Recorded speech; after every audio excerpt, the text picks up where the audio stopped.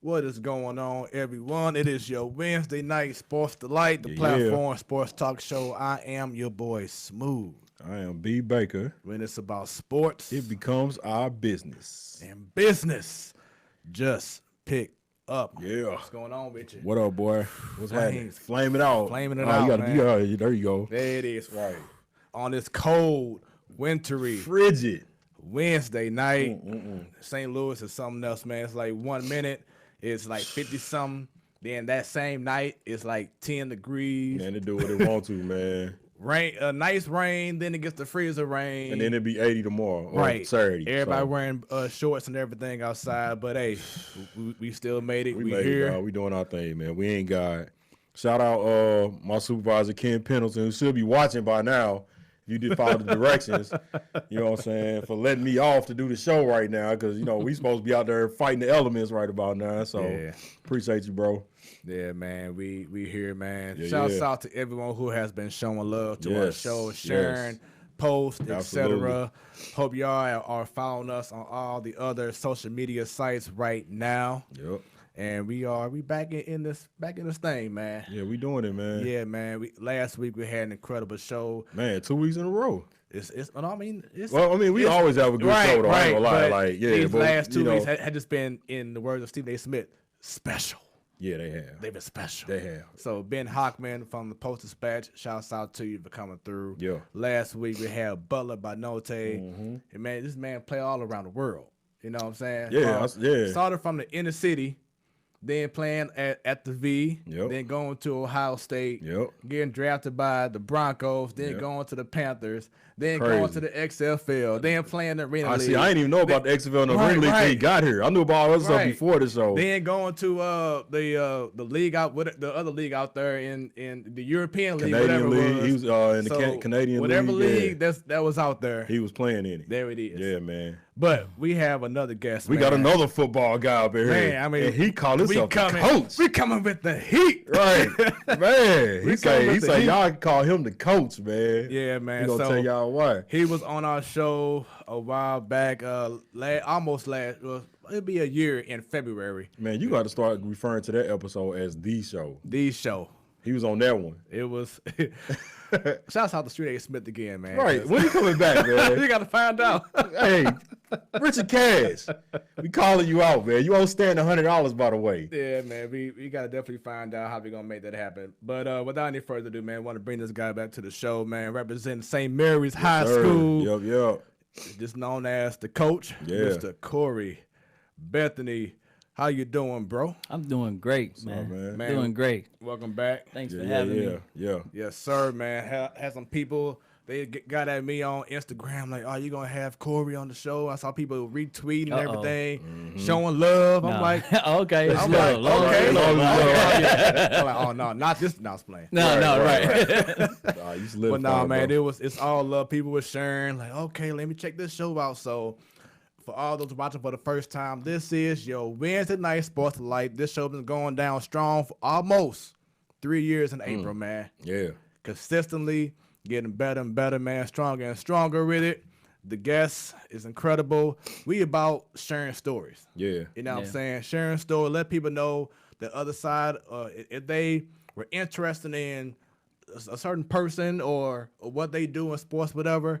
Like last week with Banote, you know, he told a great story about his background and how he had to go through going through being drafted. Yeah, you know, to where he is now, coaching teams, preaching the word. Everything. So people love to have a good story, and I'm pretty sure you, Corey, going to be the same thing tonight, man. But I can't follow up with Butler. I actually played with him. Okay, you know, we played arena ball here with the River City Rays. Yeah, so I've met Butler. I got a pleasure to meet him and been friends ever since. So he's a good dude. Yeah, man. Really good dude. Very, very solid dude, man. So, I didn't get drafted though, so unfortunately, don't matter, man. You still playing though. You play in the arena league though. Oh yeah. I mean, you ever get checked into the wall real hard? Like that's the wall wasn't there, man. You don't see the wall. Okay, all right. Well, it wasn't there. Okay. I got flipped over. That sound like a football player. But when you catch a touchdown, get flipped over the wall. It is you what it ain't is. you ain't feeling that touchdown. Okay. I mean, you ain't feeling that wall. That wall, right? You feel that You touchdown. feeling the, you know. But that next morning when you get up and get that breakfast, you feel that wall. Nah, you was young, you know. You bounce right back up. Now, if I, you know, did it now, Right. we got some. I've been out. You done, yeah. I've You been even out. come close to the wall. You Right. You even see the wall. Somebody Exactly. say wall. Exactly. There it is, man. So once again, shouts out to y'all. And please feel free to bring your questions throughout the night. Comment. Yeah. If you got any questions for any one of us, we got y'all covered. We'll make sure that we get all them questions in. We just want to have a good time with y'all on this Wednesday night. So, Corey, I know you said a little bit about yourself on Facebook. Yeah. But give everybody a little background in regards to what high school did you go to, college? Okay. How'd you We'll- get to we'll St. start all the way Mary's? back there, huh? Yeah, how'd that start? Yeah. So I went to Marquette High School, first Okay. graduating class. You know, that's in the suburbs, West County. You know, I was the D-Said guy. Was Okay. that the same school Ryan Howard went to? No, he went to Lafayette. Okay. That was our rival. Yeah, that's the Okay. right boy. Okay, yeah, that's all right. Oh, he said Man. Yeah. he had like a little Yeah, don't do it again. He had like a little look like Yeah, oh yeah. no. No, don't We the Marquette Mustang. Yeah, he like, I ain't no Lancer. Yeah, right. Right. You recall what's his name? Jefferson. He played for Lafayette. BJ. Yeah. Come on, man. I mean, BJ and Laney. can we have our moment? Shout out We to had- BJ and T Lady. we Those my had- guys, we man. had- I know him. Yeah, very yeah. well. I'm pretty sure you do. Yeah. Yeah. But we had Jay Redden. Oh, yeah, okay, yeah. Shout out to Sloop, yeah, okay. There it So is. he Shout out was, to John. he was in my graduating class. Okay. What's up, man? You know, we had a pretty good basketball team too. Mm-hmm. Pretty And we Yeah, y'all beat did. Lafayette in I football. had my boy Tyrone Dennis. Yeah, Ty. I just He was a year hollered younger. at Ty. I was Yeah. down in Atlanta last weekend. Yes, I didn't get a sir. chance to connect with him this time, but that's Yeah. my guy, man. He got the keys to Atlanta. He running- sure do, doing man. big He doing things. it, man. Yeah. Shout out to Ty, man. Yeah. So, you know, those my stumping grounds, first graduating class Yeah. of Marquette. And Okay. then Hold on. Make sure that okay. can they People can hear us right. There we go. okay. Yeah, There we go. All right. And you know, so I went on to William Jewell, played football there. Okay. And from there, man, I got into coaching. Well, I started playing arena ball, and then I got into coaches in Lindbergh.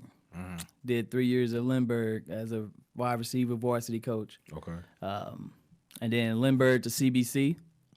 And while I started coaching arena ball as well. So I was coaching at CBC for 6 years. Was kind of like the freshman head coach for 2 years and varsity assistants doing those first two, and then offensive coordinator at CBC. Okay. And then so that was my June to January coaching period. And then from January to June would be the arena ball stuff. So I coached in Nebraska, started up their franchise, Nebraska Danger. That went into Allen Wranglers, where I had the good old famous T.O. on the squad. We was loaded. Oh yeah. So that was down in Dallas, and then Cedar Rapids in Iowa. Okay. And then I was tired of the road, came back and I was gonna ask you like how did it feel being just bouncing from different Right. cities, state to state. yeah, that's the profession. You Yeah. know, you look at every year around this time, the coaches change and uplift their families and move them here and there and there. The arena ball doesn't pay as much to uplift your family, but I was able to come back home and just continue to coach high school, and so. Real quick, Stan, he says, "Hold it down, coach." What up, Stan? He said that's a coveted seat that you're sitting in right now. Okay. Oh my God. Man, I got some big shoes to fill, No, you man. don't. No, Man. you don't. They not that big. No, Stan's I'm pretty playing. good. No, Stan my guy, Yeah, man. yeah. Stan, Me and Stan got like a little rivalry, man. So he like the Eagles, right? If I'm not mistaken. No, he like the the Browns, Patriots. I thought. yeah, he The Browns. Yeah. He pushing The for the Browns. He pushing for the Yeah. Browns. Yeah. Like since when? Facts. Since this year. Okay, that's what that For don't the last count, couple of man. years, now. Man, But I mean, come on. he loves the Rams, but he's Right. pushing for the Browns. That's right, the Rams. That's what it Right, was. right, That's right. what it was. And then in regards to basketball, he loves the Bulls. The Bulls. So Oh, that's The unquestionable. right there. Browns. yeah, but yeah. So Stan, hope wherever you at right now, do your thing, hold things down. Represent. I hope it's warm there. Hey, Stan. Matter of fact, do a video like what B. Yeah, man. Yeah. Do a promo video. Commit to the of show. getting some people to subscribe to our show on YouTube. And everybody else watching right now, do the same damn thing. Let everybody know about this show right now. Facts. Shout out to T-Bone. T-Bone. He LOLing right now. He laughing. Oh, man. He probably laughing at Coach Bethany saying, The Browns. Right. The Browns? Yeah. Man. Yeah, so going back, man, what really got you into sports from, being a youth to now, man? I played for Matthew Dickey. There it is. Matthew Dickey Bulldogs. There it Man, Yeah. I told y'all we run the city, Yeah. man. This ain't even scripted. Y'all Yeah. keep thinking we accident. It ain't no accident. All these Bulldogs keep It's not coming a- over here, man. Right. We the It's, guys, man. Leroy Washington was my coach. Okay, Legendary yeah. Leroy Washington. Yeah. And so I've been playing since I was 6. And it did a lot for me and my family and everything. So Yeah. sports is the way of life for You me. played football when you was 6? Yeah. Yes, sir. Man. So you a G then. Nah. Yeah? Nah. Yeah, if you played at Dickie since then, Yeah. you was getting it in, getting it in. Yeah. What's your thoughts? Most cats ain't start. I'm sorry. Most cats ain't start like 12 light and 12 heavy. No. So- We was babies, man. Yeah. Yeah, We was babies. That's what's up. It's only a Playing in certain school, group that probably played was. that young. That's why I was like, Yeah. okay, yeah, you official then. Yeah. Okay, then.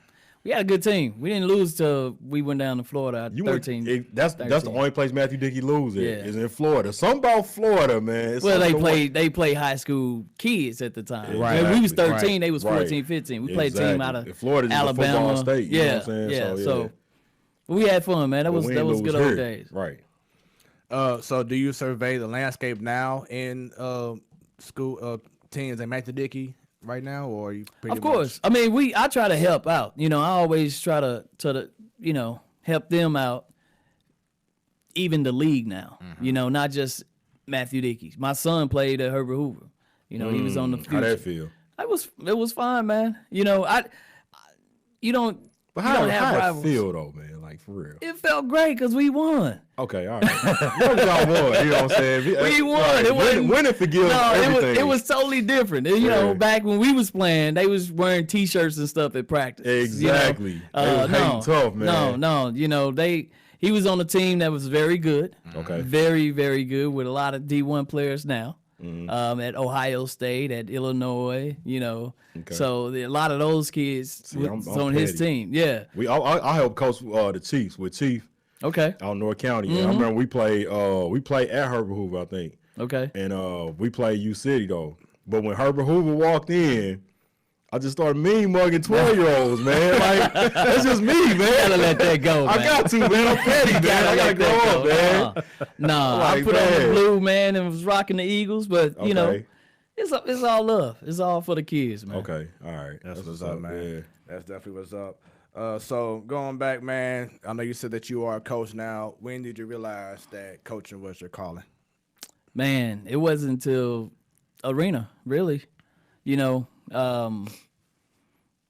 Realized that I've been doing this my whole life. Like in high school, I was a captain. I was teaching guys that never knew how to put on shoulder pads before. I was showing them because I've been playing since I was 6 or 7. Right. And just something about me is like I like systems. I like to try to figure out the system of anything, whether it's a job or a job outside of sports or anything, and understand how to best and be most efficient in that system. So didn't realize that was a talent and can be utilized in football. And, I started looking at these checks that these coaches get. man. Right. Like, hold on. This is a Right. nice Wait little a minute. career right here. This is the calling. No, but I mean, it's in high school, it's not that big. The checks are not that, Right. great, but you get benefits from seeing the kids get where they need to be and succeed and be successful men and husbands and leaders of their community. So you get paid that way. There you go. That's a critical age, man. Yeah, And, it is. How do you feel about these kids nowadays? I know the upbringing could be more difficult than when it was back in the day, and now you are a mentor to a lot of kids, man. So It's rough. Yeah, It's rough. It's not a lot of families. yeah, Single house. I mean, the family inside your house. It's Right. not that many. It's broken families all over the place, and it's hard raising a kid. It's hard to raise a kid, whatever difficulties you have outside of that family. You know, it's just tough, and these kids are not getting that full family thing that, you know, your mom can say one thing, daddy don't really care, but you better not disrespect your mother. Exactly. You know what I mean? You better not. And vice versa. So you don't understand how they stick together, how you may have those fallouts, and how you recover from them. You learn all that through the family word, and you know, football display that if you're on the right team. Basketball display those sports is display that, and a lot of kids need sports, and I don't care what you play. If they play team sports, they get some sense of family and how others depend on them. Yeah. And things, and that's crucial. And if a kid don't have that and don't learn that at a young age, it's hard to change them. Yep. It's hard to change them. Did you peep that East St. Louis documentary by LeBron James now? Yeah, the 89 blocks. Yeah. What was your Of thoughts on that story? And do you feel like your school maybe not as many issues, but can you relate to that? Oh yeah, without a doubt. I mean, it's every school is like that. You know, I'm at St. Mary's, a private school, all boys school, but we in the hood. We on South Grand. Yep. You know, so it's not like we're in Creve Coeur or anything like that. Right. So we have guys with issues. We have kids with issues. And even out there in Creve Coeur, I will tell you that. You have kids with issues. Yep. You know, I went to Marquette, and we was on the bus at 5:45 in the morning going out there to Marquette. That's for a kid. Yeah. You know, I can recall my algebra teacher. I had it first hour. I'm the only black kid in algebra. You know, my first hour. She knew my sacrifices and the things I had to do. Right. She knew my bus time was 5:45. It was first hour. She knew I was getting home at 8 o'clock from football practice. She came to me and was like, you know, if you ever need to fall asleep, go right ahead. Oh wow, she one of those. That's what's up. But man. I'm just like you, Fred. Yeah, I'm like, wait, no. Right. Oh, no. Yeah, Oh, no. I ain't going to sleep. The fix is in. But you know, you don't know what people are going through, especially kids. Right. And they don't know, and they can't help it. And so that documentary showed all of that, and it helped them. And I think that documentary helped. You know, they benefited from it now. Yep. You know, despite of all the troubles and all that stuff, they bounced back and they the city of champions. Yep. Yeah, great story at the end, and I believe they won last season. Yeah, they won last season. Yeah. That's what I said. They still benefiting Shout from out it. to Jalen Byrne, Yeah. one of my old players, champ that's gonna be on next week. He was on our AU team. Yeah, Yeah. So there it is. yeah. So I know you said that before I even go to that, what were your thoughts on the whole Cardinal Raider thing? Oh man, unfortunate. It was very unfortunate, and I know it affected Cardinal Ritter extremely, but it affected coaches like myself and ADs like myself. You know, I'm not an AD, but that looks like me. Right. And I just said everyone assumed that private school cheats. Everyone assumes that private school's doing it wrong, and you know, we have this dark cloud over us. If we successful, we got to be cheating. We can't just be good coaches, or you know, we're in that position. We there just to get the kids or just to recruit the kids. We can't be good coaches. We can't be good mentors. You know, I personally, Brandon Gregory played with us in arena ball with me and Butler Benote. Okay. So I know him personally, and it's unfortunate that you know, that had to go through and it went down like that and everything. So, you know, I feel for the brother, but it affected everyone. Yeah, definitely was, and especially when they were one of the top teams in the country. No, Not they just beat, in Missouri, but they in the beat country. us. Yeah, they beat us. No, they beat them for real. They were a really, really good team. Yeah. A really good team. Yeah. And he built it up, and they worked, and when you played them, you know, it was a dog fight. You know, we had some babies, but Right. there's no excuse. We was probably two plays that could have went a different way, and it would have been a ball game. Where'd y'all play them at? We played them at the crib on the Okay. south side. Okay. Yeah, it's Yeah. always a battle between us and them. Right. And you know, they got a new coach in now, and They got new staff He now. Oh, yeah, new he staff. will actually be on our show in February. okay. So Okay, yeah, Spain. so Brendan Spain will be Yeah. on our show. New coach from Cardinal Ritter Good. next And he month. was with he was with Eastside. So Yeah, and I've known him since we was kids. Okay, So good. same church, and then went to the The V. went to the V together. That's right, he so, did. Yeah, man. So it's gonna be a great show. Like I said, we got some fire guests, people.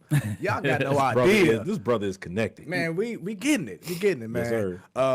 So I know you said that you are assistant coach for baseball. Yes. And then head coach, correct, for Football. football team. Correct. So tell everyone who don't know about St. Mary's about your football team, some of your players that you want to discuss. Like, hey, be on the lookout. Yeah. You got some guys getting recruited somewhere. Yeah. So everyone, well, I won't say everyone, but a lot of people know about Kevin Coleman as our receiver. He's a sophomore. Okay. Last 2 years, 2,500 yards last 2 years as a freshman and a sophomore. Beast. He had 8 interceptions. Like he's a phenomenal player. He's the excitement. He's the he get the ball and everybody hold their breath because something special is about to happen. So he's only a sophomore. He has about 13 or 14 offers already. Everyone locally out regional. But he also got Oregon. He also got LSU. Nice. He also has Georgia. So, great kid in the classroom as well. He's a 3.65, 3.8 type kid. Yeah. GPA, he's a phenomenal kid. Sophomore. So everyone comes to us and they know about him. But man, that class that he has with him and some of the juniors that soon to be seniors still trying to prove themselves and their names. We got a lot. We returned 9 offensive starters from last year semifinals game. Okay. 7 defensive starters. So pretty much everybody come back. Now we lose our quarterback. He probably end up somewhere in an D1 FCS level. Phenomenal arm talent, and we lose a receiver that played. That's a senior, and he's probably committing to Dayton soon. So, we excited. It's exciting. The next 2 years gonna be pretty fun. Our freshman class was phenomenal. We played 4 freshmen. We started 4 freshmen. Okay. Offensively and defensively. Some very talented young men, and it's picking up on the south side. That's good, man. Congrats to you. Yes, sir. How big is education for you, man? It's huge. You can't you limit your opportunities if you don't have education. Yep.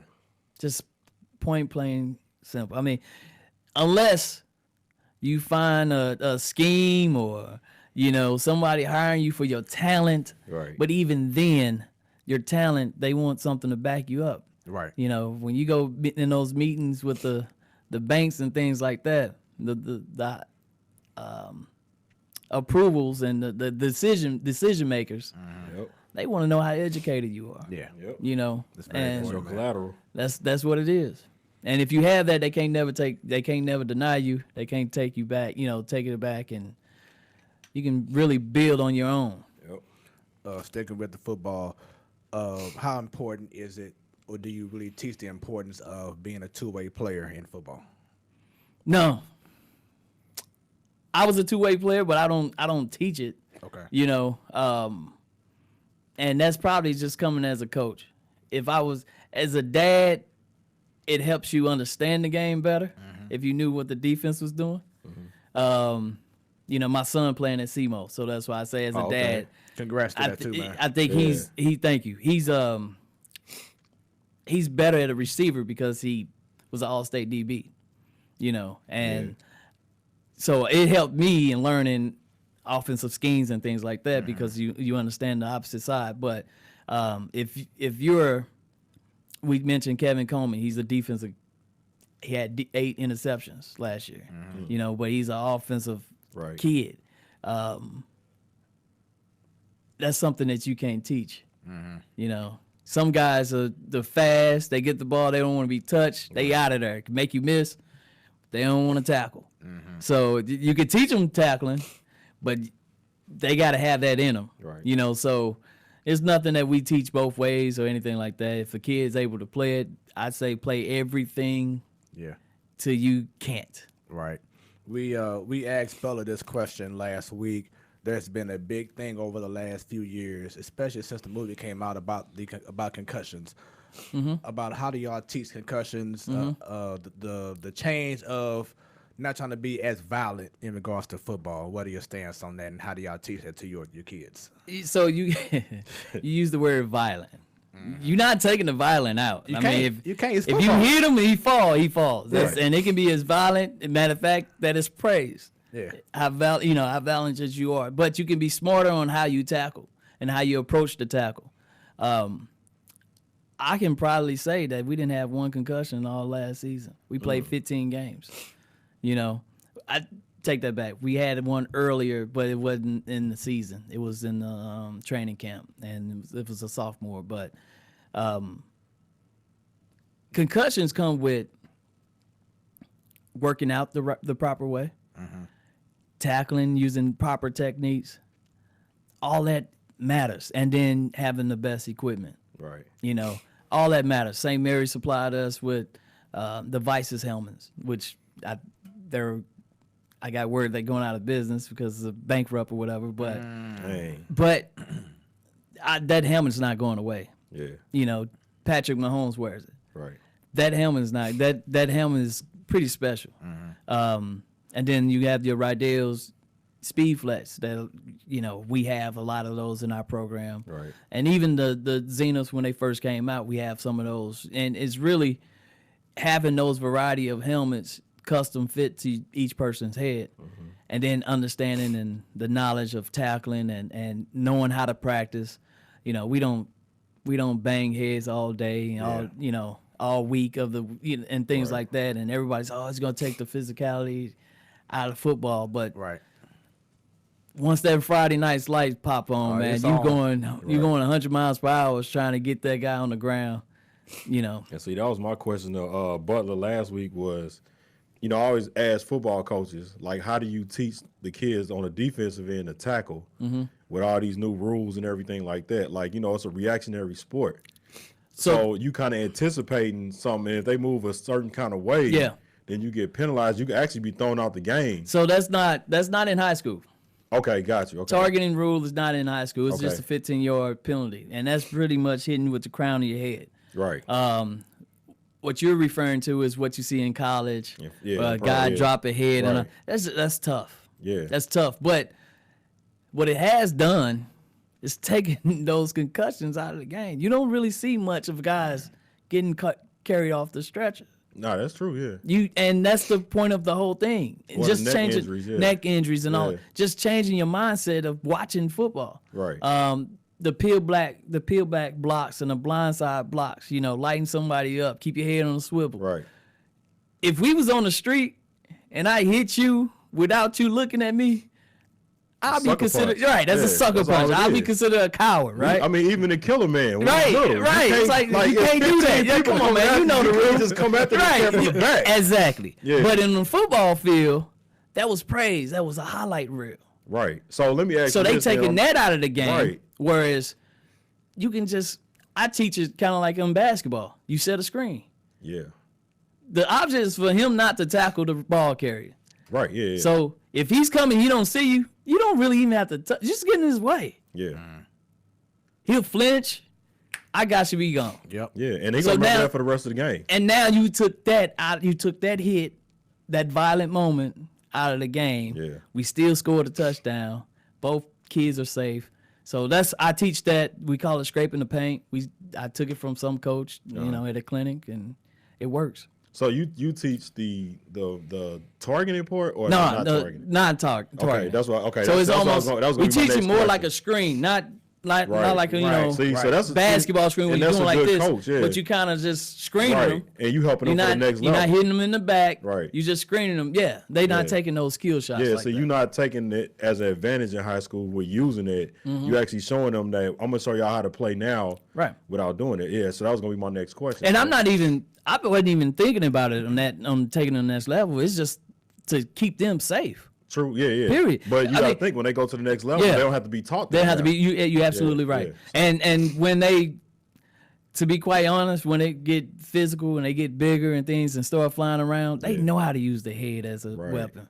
Yeah. I think most of them guys, you see them lunging, and and in slow motion is kind of bad because it's everything can look like intent. Right, But, right. Yeah, but they know to get the head out of there. Now sometimes if the offense dip their head and it's fake, is helmet to helmet, that's unavoidable. Right. And I wish that they be more It should be a two-way common street. sense on that. Yep. But for us, most of those defensive guys, they trying to knock your head off, and they Yep. go use their head to do it. Oh, yeah. And we trying to get that out of the game and prevent that, and understands like that's not gonna fly.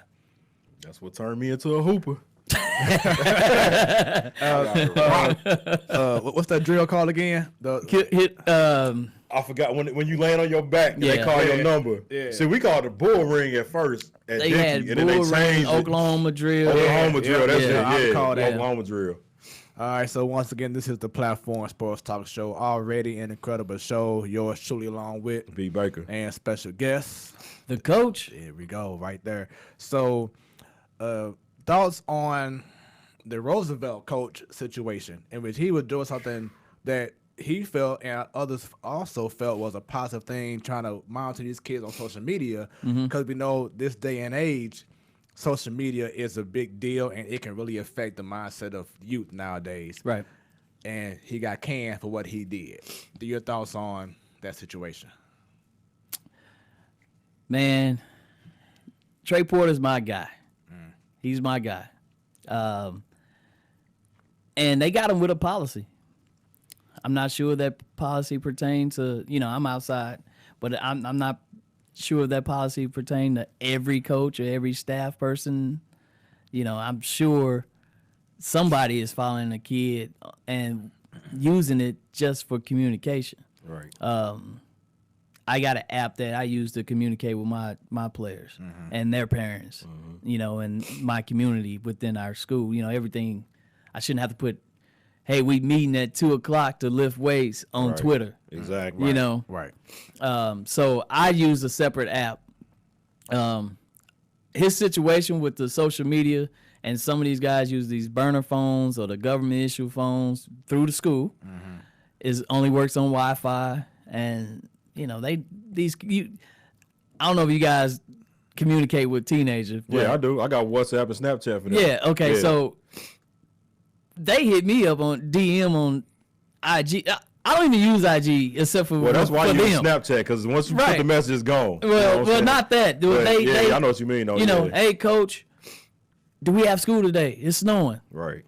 They'll hit through a DM and IG. It's like, dude, you have my number. Why don't you text me? That's how but they that's roll. how they communicate. Yeah, that's what I was gonna say, some of the policies is put in place, and it was put in place maybe 10 years ago, Yeah. where this option wasn't even an option. Right. And it wasn't for malicious intent or anything like that. That's what I don't understand. There's always additional stuff too, though, with firing. Like you just can't legally fire someone like that. Yeah. I wish it would have worked out for Trey and for those kids in the community, because he's on the south side too, and he was actually doing a good thing for that school. Right. So that's the unfortunate part about it. Like all of this, when adults get in the way, you really taking away from the kids. Yeah. And he did a great thing for that program. Yeah.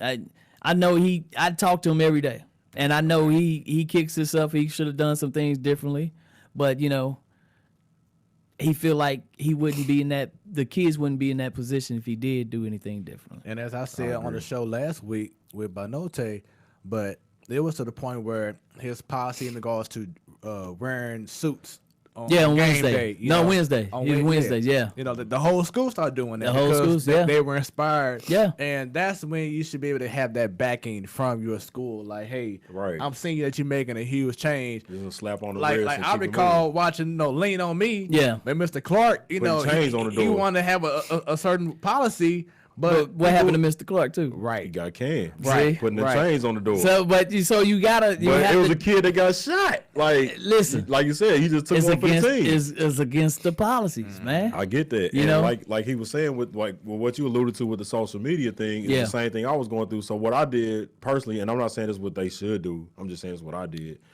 And it was AAU, so it's not the same as high school. Right.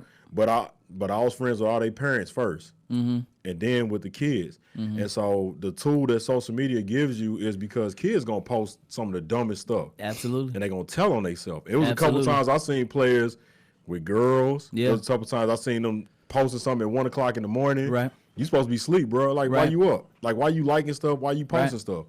So I think that's the thing that people don't understand because they so worried about all the other stuff that Yes. could be coming along with. And isn't that sad that we gotta protect? We protecting the kids because of some sick individual want to prey on the kids. Exactly. You know, Yeah. And you get penalized and for it. you penalize the Trying to good help that guys, kid. the good guys that's there to do it for the right thing. That's why I Right. said You the know? parents should have got more involved and back that situation up. Because if the parents say it's okay to talk to my kid, that's why I say I'll talk with the parents. We always had meetings with the parents first before we even address the kids. And Champ, that's going to be on her next week, he always enforced that where we had a parents-only meeting before Yeah. we adjourn every practice, Yeah. let alone games and all Right. that stuff. And I remember we had a bad game one time to the point where he was like, okay, our voices ain't working. We're going to let y'all parents come in and tell y'all how y'all playing. And the parents ripped them. And we just stood there like, since y'all think we getting on y'all, we just going to ask the parents, what y'all think we should. And we let the parents tell us what we should be doing, things like that. Yeah. So in that situation, I just feel like, and I'm not saying it's the correct thing. I'm just saying Yeah, that's yeah. just another wave that could have went. Yeah. Where the parents could have came in and said, well, you know what? If I got to sign a waiver saying that it's okay for him to follow my son to keep tabs on him as long as he don't do X, Y, Z, then that's fine. Well, you know, the policy I think could be corrected or changed or adjusted. Right. But has anyone else been fired from it? Not that we know of. And, So- and that was my. I'm gonna bring this up because I wasn't trying to take it there, but you know facts. we know we all about transparency. Yeah. Like for instance, the coach from Trinity High School, you won Yeah. last year, and he got canned because he was trying to have like recruiting visits for his guys, Right. But the school was trying to block. Right. You know, these big schools were coming in to see about your guys, so you have that coach calling the Ritter coach, and which of But if- course you know that was self-inflicted. Yeah, that was But then you got the same thing. Roosevelt But coach. Roosevelt, yeah.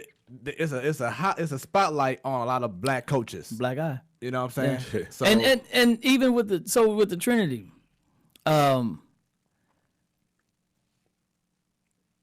it's so all the coach, he had a lot of kids yeah, that can play high level football. Okay. If Texas came in at 9:00, Florida comes in at 9:30, Mizzou, Illinois, LSU, Georgia, because they only get these 2 weeks of, or a good month of Right. evaluation, and they only in town for 2 days most of the time they come in. So when they come in and they hit St. Louis, you got to stop by Trinity, right? You got to go see this kid. So all day, 15 kids show up. When do the kid go to school? So it got to be some type of something in place. yeah, So they won't schedule them out. I mean, they pulling the kid every time they come. Texas is here. Florida is here. Mizzou's here. When the kid can't even take a test, Yeah. right? great point. So when you have, and not just one kid, I mean, y'all know the history of Trinity. Oh, They yeah. they had the number one kid in Missouri last 2 or 3 years. I couldn't even imagine that. You see what I'm, so now when you look at it that way, it's not that they was blocking those kids for getting scholarships and talking to these college coaches. It's got to be some set of rules that they got to follow in house. Right. And I don't care if whoever coach come in, you Lovey Smith. I'm sorry, Lovey. I gotta hope play. you understand this. Right. But we in school, Right. you know. Yeah, And it- come in That's between these Yeah, it's hours coming in or these something hours like or that. something. Yeah. But the coaches usually filter all of that. You know, if I know a kid is leaning somewhere and wanting, and coach, man, I'm just getting tired talking to all these coaches. And somebody that just got on the radar that may be a little lower level than the, we'll just use LSU because they won national championship. Right. Somebody, that finished last in their conference or something. And he's like, man, I'm just tired of talking to these coaches. I'm only looking for these. That's why you do the Final Five and the top 10 and stuff like that. Yeah. So when these other coaches come, it's like, look, coach, man, I appreciate you recruiting our kids and things like that. He's pretty much set on these type schools. You can probably reach out to him through Twitter and things or any other form of social media or something, or text him or call him yourself. Yeah. But I can't continue to keep pulling them out of this class like that. Yeah, that's true. I feel that. Once again, this is the Platform Sports Talk Show. We got the coach in the building, and of course, B. Baker holding things down. Bunny, she says, good point, DJ Smooth. Black coaches under the microscope. There it is. Why they put three O's on it? That's how my name's spelled. Oh, see, I know all caps, 3 O's. This whole time you didn't know that? I've never paid attention to that, bro. I'm sorry, man. Smooth. Right. I ain't saying it like that. That's exactly how it needs to be. But your name is Fred. However, it's only more so for the women to say it. That's why I further stand on my point that I'm not saying it like that. It's like calling the grown man delicious. Now look. Now what I'll say is, of course, it sounds way better when a lady says it. Oh, say that. There you go. Exactly. Yeah, you need to put that in the asterisk. You could have warned us for the show. We on something, man. But no. All right. So let's talk about your baseball team. Yeah. How they doing? I'm sorry. Going back to football real quick. Thoughts on Eli Drinkowitz from Mizzou? Have you already seen him? Yeah. Your thoughts about him so far compared to Barry Odom? You can't compare the two now. It's so early. I know. It's early because I still have a relationship with Barry Odom too. Okay. He's at Arkansas doing. They trying to turn that program around. Right.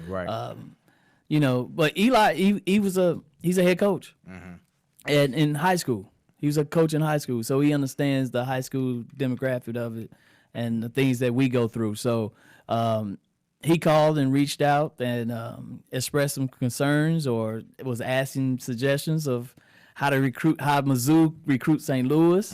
That's always a hot topic. Yeah. And so he's trying to do everything right. So staying with that in regards to recruiting, trying to stay in state, why do you feel that kids are still going away? Is it just the lure of wanting to be away from Mizzou or Missouri? Or is it that the recruiting really hasn't been to their liking that will keep them staying in the in-state? What are your thoughts overall about that? It's not one solid answer. Okay. Recruitment is always a moving target. Okay. Mizzou have the same in-state issues as LSU. They got the same in-state issues as Texas, especially now more than ever because so many kids can go and get connected to the Ohio states, to all over. Like Kevin Coleman got Oregon. Now we got some St. Louis guys that played in Oregon, but it's not that many. Yeah. Now you can turn on the television. And it's a St. Louis kid playing for Arkansas, playing all over the place. All over, yeah. And so USC, so those things, to keep them in state, where everybody's telling them to get out of state. Yeah. It's hard. It's hard. It's hard to It's say. hard. So, and then especially when you get there, think of Dorial Green Beckham, 5-star. And what he do? Got to Columbia, got in trouble. Yep. It's like when they stay home, a lot of times he should have left. they end up getting in trouble. Yeah. You're too close to home, man. But that's what I said about Joe Shelton. Speaking of SEMO, he went down there. He's too close to home. But so many people, everyone is different though. That's true. No, that's true. Sometimes being close to home is best for that kid. That's true. So it's all about finding the right fit. Whether it's and you just hope you have more opportunities. And I think the biggest difference with just recruiting in state and things like that is everybody got more opportunities nowadays than what they once be. It used to be just regional recruiting, and sometimes it comes back to that too. You know, Illinois and Mizzou go fight for the same kids. Kansas go fight for the same kids. Iowa go fight for the so, you know, those regional guys. But now you can throw in Michigan. Now you can throw in Ohio State. You know, we got 4 kids playing on Ohio State from St. Louis. You know, so it's just more that regional is now broadened, and you can play anywhere. Has there been that one coach that came into your school or you know whatever visit, you was like, wow, this man straight up here in my school talking to my students or want to get one of my kids? Man, no. I'm not doing that. I will say this, bro. I will say this. I saw James Franklin, and I'm not that type of guy. You know, everybody like, why you don't talk about T.O. all the time? You know, I don't know. I'm not that type of guy. You know, so, but when I saw him for the first time, I was like, and I don't even know much about him, to be honest. Right. Tell you the truth, you know, he's the head coach of Penn State. Right. I don't even know his story. But I saw him, I was like, whoa, I'm in the same room as this man. You see his aura like that? Yeah, like, when he saw Prince. Right. No. Almost had him. Bring him in. He jumped out of it. You're like, wow. Yeah. No, not that. No, not like that. No. But yeah, it was, you know, I would give him that. I give him that. I was like, oh, wow. Yeah. All right, so now, I'm sorry. Now let's talk about your baseball team, man. How they looking? Your thoughts on your team, man, overall? You know, it's funny. It's totally different from football. You know, you kind of putting your pieces together for football. You understand who go play what and who's coming back. You have that in baseball, obviously, but it really comes down to your arms. Yeah. You got 2 good pitchers in high school. Carry you a long way. We went to state 2 years ago. Okay. 2017. Yeah, 2000 because this be, and we had 2 really good pitchers. One pitching at SEMO, the other one is Evansville, which good baseball there. And they were lights out. Made it all the way to the state, and we faced another guy that was pretty good himself. And, lost 2-0. You know, but no one gave us a chance to be playing a state. So it's hard to project, you know. But if you have 2 solid pitchers, and you know it's timing hitting, you can go a long way. So like on ESPN, they have players to watch. Yeah. So who would you say in regards to your on offense and on defense, or just overall players to watch for baseball? Yeah. Cam McCoy, he's our quarterback. Okay. He's a pitcher. He's 88 on the gun, 90 on the gun. His arm is live. Got a pro name, Cam McCoy. Cameron. Sound like Kyler Murray a little bit. Ring to it. No, Cam I'm telling McCoy. you, his arm talent is amazing, and he throws a very good changeup. What are you throwing on the gun? 88. 88. Okay. 88 All right, yeah. consistently. He can hit 90. You know, on those good days. Big time. But so Cam McCoy is a great. And then we have a kid, Colin Grossers. He'll be a senior. He's a pitcher too. So those are the 2 arms we really leaning on. Yeah. And everyone else got to come to play. Okay. That's what's up, man. So shouts out to St. Mary's football, St. Mary's basketball. You said that they have a hockey team, but you don't follow them as much, but you know they have a team. Man, shout out to somebody playing hockey on Grand. Hockey on Grand, baby. Yes, sir. Yes, sir. But you know, I try to follow them, but they always say, Coach, we suck. So I'm like, come on, really? You still get support. But they games be at 9:30 at night, 10 For o'clock. real? Yes, that's the Why so late? because that's the ice time they get, man. Wow. They play them bad. So y'all got a rink inside of St. Mary's though? Or Man, y'all play somewhere else? Boy, you think it's a rink on Grand? No, I'm just I didn't even think y'all had a team. So I gotta ask. Boy, you think it's a rink on Grand? I didn't even know y'all had a team, bro. Once they play with a hockey jersey on the bus stop on Grand, I'm like, bro, where you get that made at? 'Cause I know y'all ain't got no squad. No, we got a squad. They, Okay. you know, they played the Alton. They got Yeah, that. that's So they gotta go all the way out there and Everybody play do, at 8, though. 9 o'clock. Yeah, That's what I'm saying. But Queenie, all out there. Yeah, and, right, so they getting home like midnight. not Alton, Afton. Okay, Afton. All right, I'm about to Yes. say, bro. Like, Afton. dang. Okay, Afton ain't too far. But Yeah, it's still, not that yeah, far. yeah. That's what's up, man. So I was watching a high school game. I think last year the V was playing somebody, and I heard this voice. I'm like, man, this voice sounds familiar. Yeah. And we brought this up during the Super Show, but you do some work for Mo Better Sports. Yeah, John Abbott, you know, that's my guy. So I do Mo Better Sports, and I do our St. Mary's basketball games for Prepcast too. So, little color coordinating and commentating. Yeah, trying to be the next Tony Romo out there, huh? No, Man, Tony getting that bread. yeah, Tony knew how to do it. Man. I'm more like a Bill Walton. Oh Lord, I don't know about that one. Throw it down, big man. Throw it down. Bill Walton be eating weird things. Bill Walton a stoner, man. Drinking real. It clearly ain't a drug policy if you're going to be in a commentary game. Bill Walton will talk about everything but the game. But the game. He will, man. I'm not like that. I just one of the guys I Probably always. more like a Jay Billis. I wouldn't say Bill Walton. I don't know.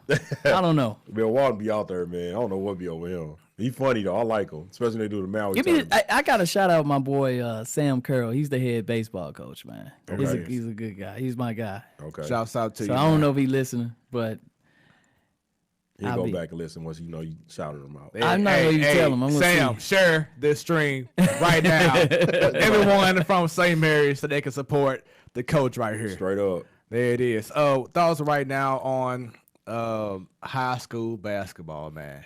It's you know, of course, the We hot. The V doing their thing. We how hot. how St. Mary's doing right now? We down. We lost a lot of guys. Yeah, we lost Yuri Collins. Man. Yeah. I mean, Yeah. Big piece right Shout there. out to my boy B. Turner. man. But yeah, we down. We lost a lot of key guys, and we trying to find a way, you know, scrapping. Yeah. But Pretty much just rebuilding right now. yeah. Mm-hmm. Got you. And we got a kid, Safari Rosses. He's a senior. Little brother Yahuza Rosses that we had on that, you know, great team. But yeah, The state of high school basketball in Missouri. they doing a phenomenal job. Yeah. With the training, these guys are skilled up. Yep. They playing a lot of ball. Yes. They get Year round. Yeah, they getting Hey, you was something recognized. crazy. They getting recognized. I mean, you got 2 kids in this class alone going to Kentucky and North Carolina. Yep. I mean, that's huge. Yeah, it is. That's huge. Not just the one going to Duke and things like that, you Yeah. know, but that's in this class alone. So, Kay sold out last game, boy. you know, and when guys like Hargrove and Yeah. and Collins stay home and play for St. Louis, Yeah. and you get to see them every night, see them progress, and you can root that game against Dayton, man. Crazy, man. Although we lost, sold out arena, Yes. I think he's still mad at me for not getting tickets. but sold out arena, the place was jumping. It was in overtime. It was a win-win. Yep. You know, I coaching from CBC and coaching at St. Mary's. It's hard for me to wear a St. Louis Billiken shirt because of SLU High. You know, Yeah. But you can't go against Herbert Hoover. But you go against my boy Claggett. All right. That's what's up. All right. I'm just I didn't say I'm going against them. It's just hard Nah, to I feel put you, on a man. Billiken anything. So Rocking blue and white. yeah, like it's just hard. But I got a hat, you know, and I love them. I love watching them. What are I your love thoughts- watching them What are play. your thoughts right now on seeing Yuri Collins? Man, I coached Yuri when he's in 3rd grade with the Heat, you know, and he was never don't grant me for making him who he is. He wasn't. He was running baseline to baseline, shooting threes, and he'll tell you that. You know, we was trying to force him to run the point, and he was run away from the ball. So to see him play the way he playing now is phenomenal, man. I love it. I love it. Yeah, they finally have a point guard. He's gonna be there Yeah. for a minute. Yeah. And by the time he's a senior, he should definitely be very, very special. Man, look, he may not go for a year. I was thinking about that too. I was thinking about that. Now I know the family, so they go push education first, but he gonna have the opportunity to consider it Yeah. Oh yeah. Okay. because they beat Kansas State and he controlled that game. Yes, Right. he did. We went to the game against Seton Hall, and that was one of the games where I felt he was outmatched. Okay. Cause they had that one incredible point guard or Yeah. shooting guard, and Right, point guard. and he guarded Yuri. Yeah. And you could not saying that. Well, Yuri he never backed down though. Yeah. right. No but- matter- What year is that guard? he was He's a senior. He the best guard in the country. Yeah, Okay. Yeah. That's what I'm saying. so that's like, what we talking that's about. What, exactly. You Like know? the fact that not only did he outplay him, but he was talking trash. yeah, Oh, yeah. you know, He was schooling. But Yuri never backed off. Nah, on him. he Never. not. You know what I'm He saying? He still attacked. He wasn't finishing that game. You know, Yeah. everybody have an off game. Right. But it's just the fact that his mentality was to still be up in you. You know what I'm saying? Even in a blowout loss, he never took a possession off. What's so special about Yuri is he would never lose. If he take a L, he's learning from it. That's what it seems like. Yeah.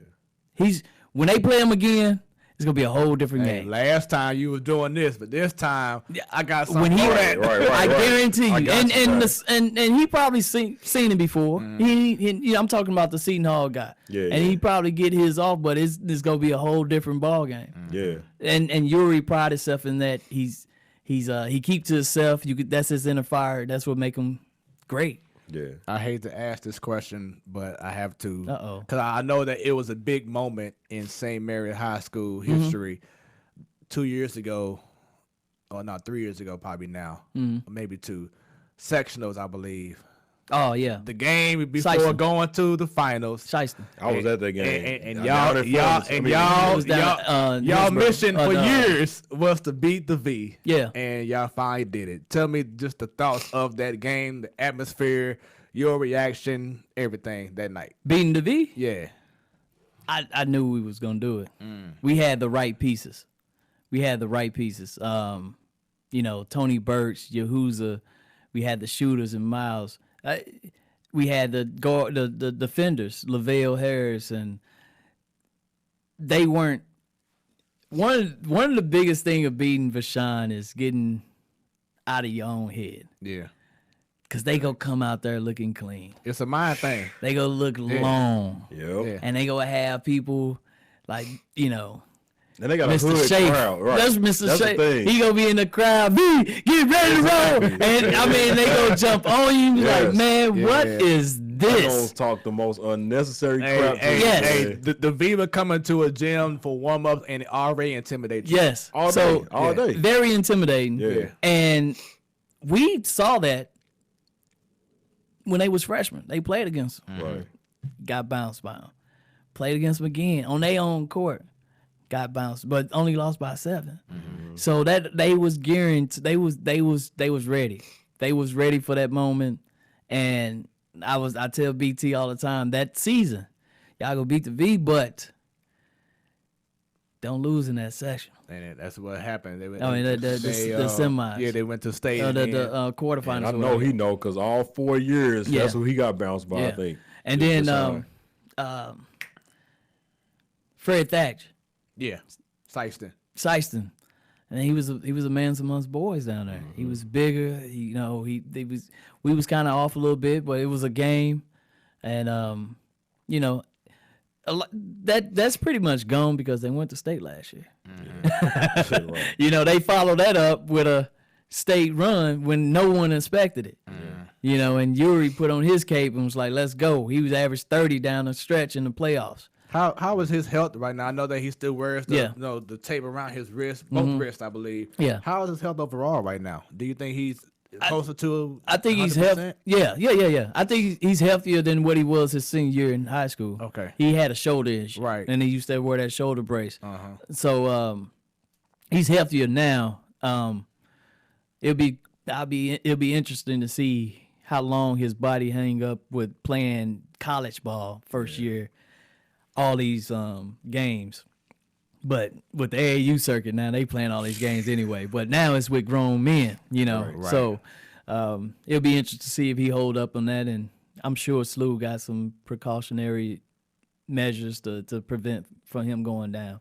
Is the baseball team playing like year round too, or are they just focusing on winter time, getting ready, and then get ready for? Yeah, it's pretty much baseball is pretty much structured just like the MLB. Okay. You know, January everyone started throwing it and getting throws in the cage and start swinging it back again.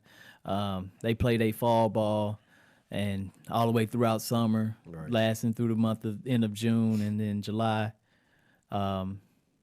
August is a little break and then they go back to fall. So they're down maybe in November, late October until January. So that's pretty much the schedule for baseball. Right. There it is. Once again, this is the Platform Sports Talk Show.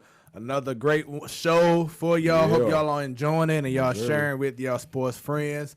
This next portion we have with Coach Bethany is new. This was brought to me by B. Baker. Yeah, man. So, you gotta spice it up a little bit, man. Yeah, so this is something that we're gonna do for all. So you are the first person we gonna throw this on. Oh, man. He like, Let us know. oh no. Yeah. We putting you on the hot seat. Dang, yeah, I've been in the hot seat. Nah, you ain't. Hey, Stan already. seat. No, That's a Stan medium. already told me this is the hot seat. Covenant. Yeah, that's a covenant seat. Stan might as well put a purple robe on that mud. Oh, That's man. royalty. And a over there. do-rag.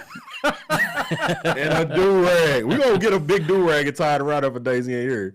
All right, so we gotta think of a name, for this for Segment. The hot seat. You know what I'm saying? The hot seat Right. or getting The baked. covenant. No. We'll call it the covenant. No. Call this getting baked. Getting baked. Okay, there we go. All right, There man. it You is. know I like that one. Getting baked. Yes, sir. So There you go go. ahead, B, with the questions, man. All right, man. So here we go. So I'm gonna just ask you. Uh-oh. It don't have to be coaching, just your whole life, any time of your life. What was the most embarrassing sports moment you ever had as an individual? Oh man, most embarrassing.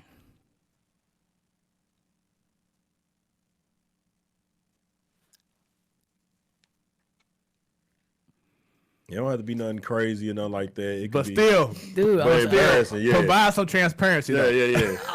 I'm trying to. I don't know, man. This, Like I'm gonna let you feel better because I revealed mine last week. Mine Okay. was doing Matthew Dickey, 8th grade, before we went to Florida, and we was playing at James Cool Pop Bill Stadium. It was the first time I played Yeah. there, and I had to go to the bathroom the whole inning, and this is the longest inning of my life. And finally, this dude popped it up. This is the highest pop fly I ever caught in my life. I'm on left field, and I actually peed on myself while the ball was in the air. And the coach, in front of everybody, because a lot of people didn't peep it. Like, Yeah. my teammates knew, but the parents didn't. right. And this dude said, and we got guys peeing on themselves like they could have win this game. Come on, coach. And I'm like, bro, like, you ain't had to tell nobody, man. Because I heard him jog out the field to change pants. Oh, So nobody man. knew it, but that was my most embarrassing moment because everybody at the stadium was cracking up like, what? You peed on yourself? So that was mine, man. So it could be something Man, stupid like that. I can remember at Dickey. This all go tie together. I had a concussion. So, but it was Cool Papa Bell Stadium. Okay. It was a fumble when we both dove for the ball. Okay, I remember we playing St. Charles Titans at the time, and we both dove at the ball. So both our heads hit, and I recovered. And I didn't know at the time it was a concussion. I educated myself on concussions. Now I know exactly what it was. Everyone's excited. We're 7, 8 years old, probably 8 years old. My coach picks me up. Leroy Washington picks me up, turns me around, and had his whole hand like in my butt crack. And I'm like, Coach, you don't put me down. But my whole left side was tingling, and my brother, man. Hey, sodomize your players. Right. So he tried to hold me up and celebrate me, and he holding me up his whole hand. There you go. That's what we talking about, man. There we go. Hey, man. That's the answer we want to hear, man. That's what we want to My hear. brother was like, dog, you let the coach put your hands up your butt like I ain't had that. no control, man. Hey, I hope nobody saw that. But I was telling him to put me down. I couldn't even feel my whole left side though. Man, I'm pretty sure. I'm pretty sure Corey was like, "Pounder, should I read the story down right now? Right. Should I say the story right now?" Right. That's why I had to tell him mine so you feel more confident. No, that made me think of that one. That's what I'm saying. So I believe you in. Yeah, that made me think of man. that one. But Yeah, that was a good one, dog. All right, so the second one I'm gonna ask you is, what was your most triumphant moment as an athlete or in the sports world? Period. The first one I thought of is going. We had a drive against. I was the OC at CBC, Okay. and we had a drive to. Man, I got a couple of them, but we had a drive to win state against Rockhurst, and the drive was in control, and we ended up catching the ball in the corner of the end zone for the touchdown. It was pretty special. Okay. So that was the win state. The other one I had is beating Lafayette Lancers. I had 2 interceptions. Okay. In the fourth quarter, the last 2, then my homeboy AJ scored a touchdown to beat them, and that was love. That was my last high school game. So Oh yeah, that's yeah, dope. Then, you always remember that. Hell yeah, I remember mine like it was yesterday. So Yeah. with that follow up is gonna be your toughest loss. Man.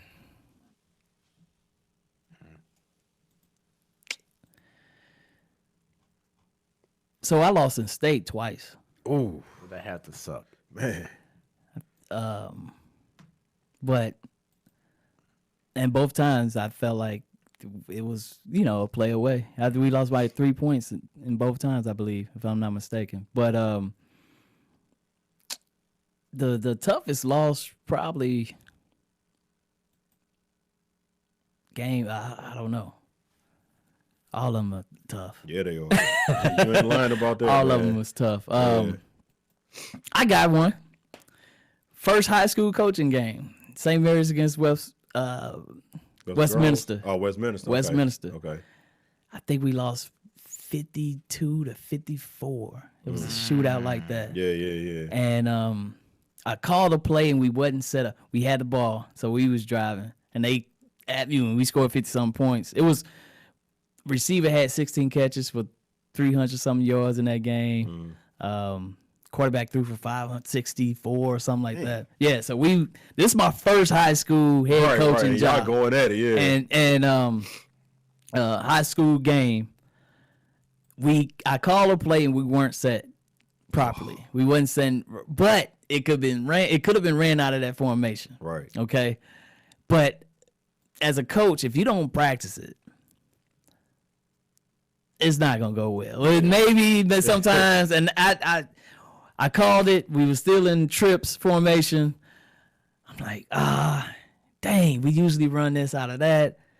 Y'all had no timeouts left? We did. Oh, wow. We did have kind of timeouts. But I was like, yeah. But you thought it was but gonna they work. got it in. And I was like, oh, they knew it. Yeah. But the read is a little different for the quarterback. And soon he threw it. He didn't see the guy, was picked. And that's on me. I should have called a timeout because we had timeouts left. Okay. So last one is gonna be I labeled it as regret, but what is one moment in sports, if you can go back and change it at any level, that you would go back, if you had a time machine right now and they're like, you can go back and change one sports moment, it could be from when you were 6 years old up until now, what would be the one sports moment that you would go back and change to dictate how you feel right now? I got a couple of them. You only get one. No, because they 2 different sports. Okay, all right. I always wanted to feel. Always wanted to feel hitting the ball over the fence in baseball. Man. I did in slow pitch softball. Yeah. And I always wanted to dunk in the game. I was, Yeah. I dunked before, but never in the game. Right. So those 2 moments, I never got to, Right. had that feeling for. So Yeah, that's how I am. I never scored a touchdown in Yeah, football. yeah. So, yeah, I feel you on that one. So it's not a regret. It's just one of those Right, things. one of them Like, things, yeah, dang, that if go along with if it, I yeah. can just hit the ball dead center 450 feet, and jog right. around the bases one Yeah. time. Oh, that's the best feeling in the world. You gotta look at man. everybody's face. Yeah. Because the infielders, man, everybody looking down at the dirt. They can't even look you in the eye when you come around the Yep. base. So yeah. Or you're right, yeah. you catch a break and you throw one down. Yeah. Oh man. And not even a break, just one. Right. one Just of- anyway, it don't yeah. matter. I think the best feeling, for one, like you just said, both of those two things. But honestly, for me, I think that when I saw one of my teammates do it was better than when I did it. Yeah. Because my first dunk and my first home run, and not trying to brag or nothing like that, Yeah. but Are you sure? yeah, no, I'm sure. Yeah, I'm sure. But when they both happened, they were both by mistake. Like I didn't plan on going to the plate, knocking a usually- home run, right, and I right. didn't That's plan on usually how it going down happened. on the break and Yeah. getting a dunk. My first dunk attempt actually was against them, against the V, and this when Rudy was playing with them. Ooh, Big okay. 6'9" Rudy. Yeah. And Rudy hawked me on the break. I know he about to kick my star with the backboard so bad. So you had to hurry up. And I throw it can't down. pump fake because Lamar Yeah. Bonner right behind him. Yeah. So if I pump fake Rudy, then Lamar ain't gonna throw it out the glass. So I was like, you know what? We about to lose. It was facts back then. Like, we about to lose. It's inevitable. So I'm like, if I just throw it off the rim, like make it look like I was gonna try to dunk, then it'll Yeah. be good. Because like he gonna jump, and Yeah. I'll be like, that's the reason I missed. So what happened was I thought I was just gonna like literally throw it at the rim. Yeah. And my adrenaline, I guess, got me so hyped to the point where I actually got over the rim. I was in the 9th grade. And I like went down into it and it popped out. And then, the ref called a foul because he thought it was a collision, but it's actually just him missing the ball. Right. And he just looked at me and he was like, for real. And LB was like, you almost got dunked on by somebody from Val. And I remember after the game, he was like, so what, you like a junior, right? I was like, nah, I'm a freshman. And they just bust out laughing. So that was like, that's what got me the confidence to get my first dunk in the Right. game the next season. Baseball was just a fastball down the middle, and I just swung wild. Like the bat slipped out my hand a little bit, and it was just the contact. It was really the pitcher that got the ball over the Right. wall. It wasn't Right. a hit. So, yeah. Yeah. So those two moments, I Okay, would love I'm to good, man. I like that. get some of those. Yeah, man. That's what's up, man. But I never got a touchdown, bro. I always wanted to do that. All right, man. So that was Get Baked.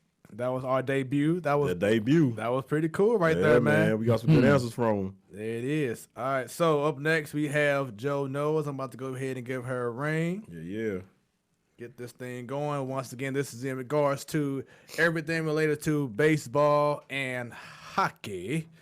So And debut of Zion coming up. Yeah, Like coming 15 minutes. I got her already on ESPN getting ready for Yes, it. sir. All right, there we go. And Joe, how are you doing? I'm doing good. I'm enjoying your guys' stories about like most embarrassing sports moment and whatnot. What's your most embarrassing sports moment? I was thinking about it, and in middle school, a long time ago in middle school, when we played softball, most of my softball career, we only had shorts to wear. Like once I got into like my junior, senior year, we finally got pants, and into college, same thing. But middle school was like, it just poured all day, so the field was very muddy. I'm not a fast runner to begin with, and I was trying to steal second, and I slid, but I was like 5 feet away from the bag. and so then I'm just sitting there on my butt, just like duty, and trying to scoop the bag. And I got tagged out, obviously, but it was so embarrassing. Yeah, that's a good one. I was gonna ask you, did you get up and crawl or not? That remind me of what's that movie, Major League? Yeah. Remember Roger Dorn slid and he was like 5 feet from the bag, right. to the bag. Come on. So you was a feet first slider, huh? Not a head first. Yeah, it was a feet first. Even I don't think even you with can do head shorts. first in softball, There you okay? go. Can you? Okay. Even with shorts. Oh. I'm sorry? Even with shorts, you feet first. Yeah, feet first. Yeah, like Wow. lots of strawberries on my shins, Yeah. knees, and thighs. But yeah, like once we got into like high school and like playing a lot of select ball, there was a lot of sliding head first, but Yeah. not much in middle school. Check my war wounds. Ugh, Man, my as war a former wounds. third baseman, I hated feet first sliders. Because The cleat. that cleat coming up. That cleat is coming up. Yeah, My daughter's a softball player. She's Okay. a junior Rosati, so she played for the St. Louis Chaos too. Okay. But yeah. So that's what's up. So yeah, officially, Joe, you have Corey. Corey, you have Joe. Joe, how you doing? Hello. I was actually telling Fred, I don't know how long you Hempstead was at St. Mary's, but my older brother used to play baseball up there. Okay. What's his name? Ben Marty. Ben Marty was there before I got there. Yeah, I think he graduated in 07, 08. But yeah. he played baseball. He was a pitcher with St. Mary's, and then he went to go play at Harrisville for a little bit. There we go. Harrisville. There it is. We got 2 players there now. Harrisville. Yep. Okay. I didn't play a full season. I played like I guess they had like a little regular season slate. I mean, preseason slate, and at Harrisville, but I didn't play the full season. But it was a good experience though. What position you play? I like played a second baseman. I played Just shortstop. dodo, yo. I played short and third. Okay. I think at Harrisville, I played third. Okay. Yeah. Yeah. So I always like the high corner or shortstop. So that was my thing. I hated third. As a left-handed player, I never understood why they put me at third. Right, yeah. You get all the action with everyone pulling the ball. Exactly. Yeah. But then, like what B said, him being a lefty, Throwing it to first base. that don't make no sense having him at third base or anywhere on the left side. Nobody of in the field. infield. Only on the first base line is where you supposed to put a left-handed player at. Yeah. So keeping with the whole softball or baseball thing right now, Corey, you may not know this, but Joe, she loves the Cardinals, but she also loves The Yankees? the Houston Nope. Astros. no. The rival. The cheaters. Yeah. I'm just here so I don't get fined. So I know we talked at work about it. Oh, Ben Simmons. Wow. Damn. How you Okay. make that? I know we talked a little bit at work about it, but with this whole scandal going on, what are your overall thoughts about the scandal and Houston being scrutinized like they are right now? You asking me? Yeah. Oh, okay, sorry. Well, obviously, I think I said it on one of my first shows with you and Stanton, is if it ended up being true, which it was, I'd be upset. So, yeah, I'm upset. But I'm not going to stop being a fan. Like I told you guys with Hoffman, like I've been a fan since Craig Biggio. I'm in a room, I got my Biggio jersey hanging up on the wall right now, so it's never going to stop. I'm not losing sleep over it. Like, it sucks, but that's that. Like I told you yesterday or something, I'm just waiting for the Red Sox to get all the attention now, too, because they did the same thing. And then today they just had a post or a story saying that Jim Crane is going to have the whole team apologize, probably to the media or whomever. Is that enough? No. What can they do, though? That's what I said. Because I don't agree with them taking it and giving it to the Dodgers. Like, that was stupid. Or giving it to anybody. If you're a Dodgers player or even a Dodgers fan, why would you want that? Exactly. It wouldn't mean anything, really, you know. Yeah. But what can you do? That's like a participation trophy. Like, nah. Yeah. Honestly, I mean, they're taking away the top 2 picks of the next 2 years. And you got to think, like, George Springer, he just signed a 1-year contract, so he's gone after this year. Verlander's going to be gone soon. You got, like, Jordan and Tucker and Forrest Whitley that will eventually come up. But, I mean, Bregman and Altuve, I think, are the only 2 that are actually, like, signed through for a while. Right. You got Correa that was in trade talks this year because of money. So, I mean, that could potentially really hurt them down the line. Well, let's just go back to where they used to be. Right. Instead of making National League. Do you miss the Astros being in the National League, Joe? Yeah, because I love watching them come to Busch Stadium. Yeah. She a And my dad got me fan. tickets Oh, one yeah. year for my birthday, and I was like 110 was first coming up. So that was cool seeing. Like, and I miss their old jerseys too. Yeah, the Yeah. old jersey was tough. Right. In regards to now, well, not now, but yesterday there was an announcement of 2 new candidates going to the Hall of Fame. Thoughts on, Joe, you first. Thoughts on Derek Jeter and Larry Walker going to the Hall of Fame.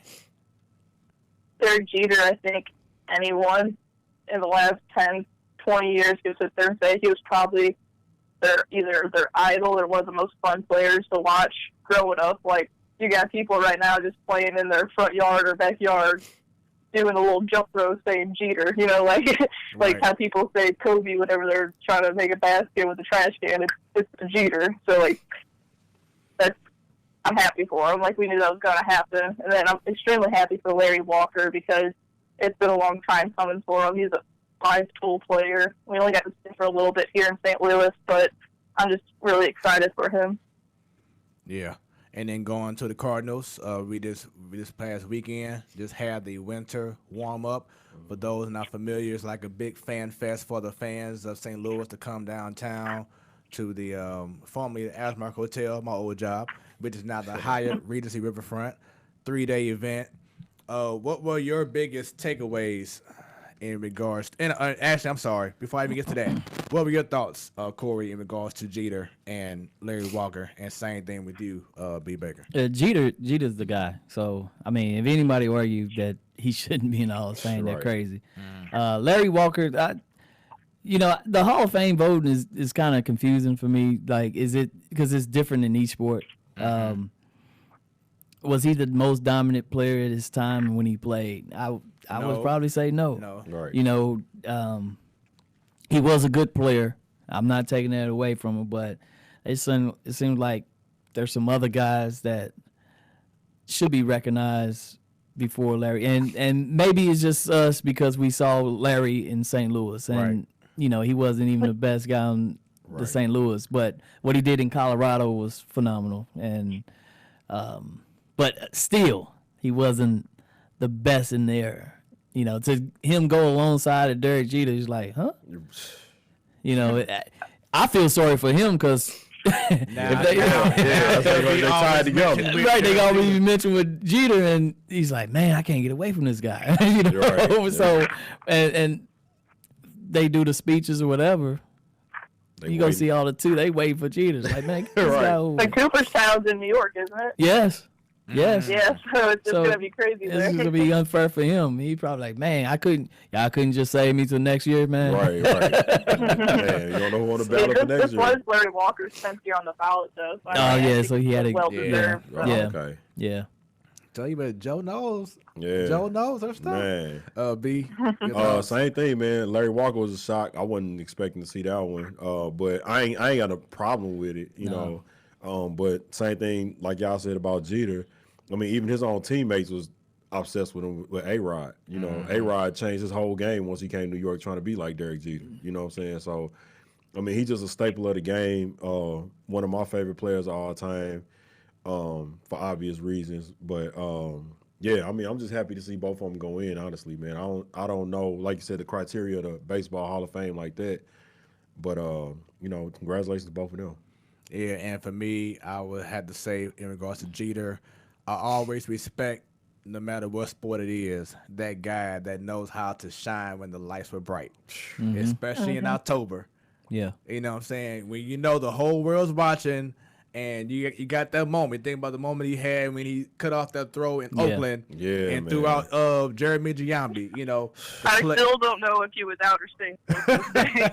Man, I mean- Today's game, he might have been called safe. And this is a Right, different right. conversation. But, you know, just for him to show up and show out in prime time when, like I said, the lights were bright, Yeah. but the brightest, he always For had November. he'll he have my even had respect. a game winner in his farewell season. Yeah, You know what I'm he saying? hit a home run. I think like Yeah. one of his last at bats Yep, ever. He hit a yep, home run. yep. So he just always in the last All-Star game. I know now people say Adam Wainwright threw a ball like that on purpose. Yeah. But you But still for got to him to hit hit it. that home you run, still got to hit it. He always knew how to come through. So Even in the home run derby being a guarantee when they loft the ball to you is going over the wall. right, So. and then to play at a place like New York, the Yankees, you know, other legends that you have to, you know, be under or you In the know media. follow in their shadow. Yeah. And now he's one of those guys as well as he was immortalized.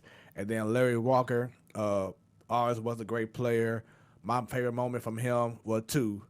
One was the All-Star game when he faced Randy Johnson. You got out of The there. backwards telling. That was hilarious. Then there were so many moments as a Cardinal when, and he was known for this, but he would deke out a runner as if he had no chance to like catch the ball. And then, you know, and so the runner will stay at second base and not tag up. Or he realized, oh, wait a minute.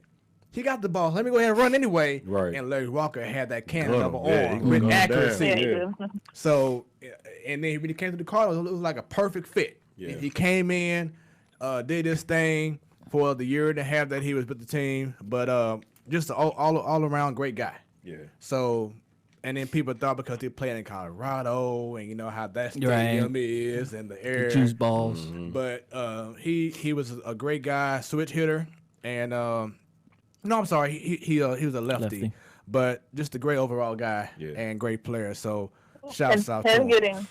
Him getting into the Hall of Fame might make chances for like Todd Helton, and then way in the future, maybe Nolan Arenado gives them a better chance of making it with the course numbers, because that's what everyone likes to wrap their heads around. Right, right.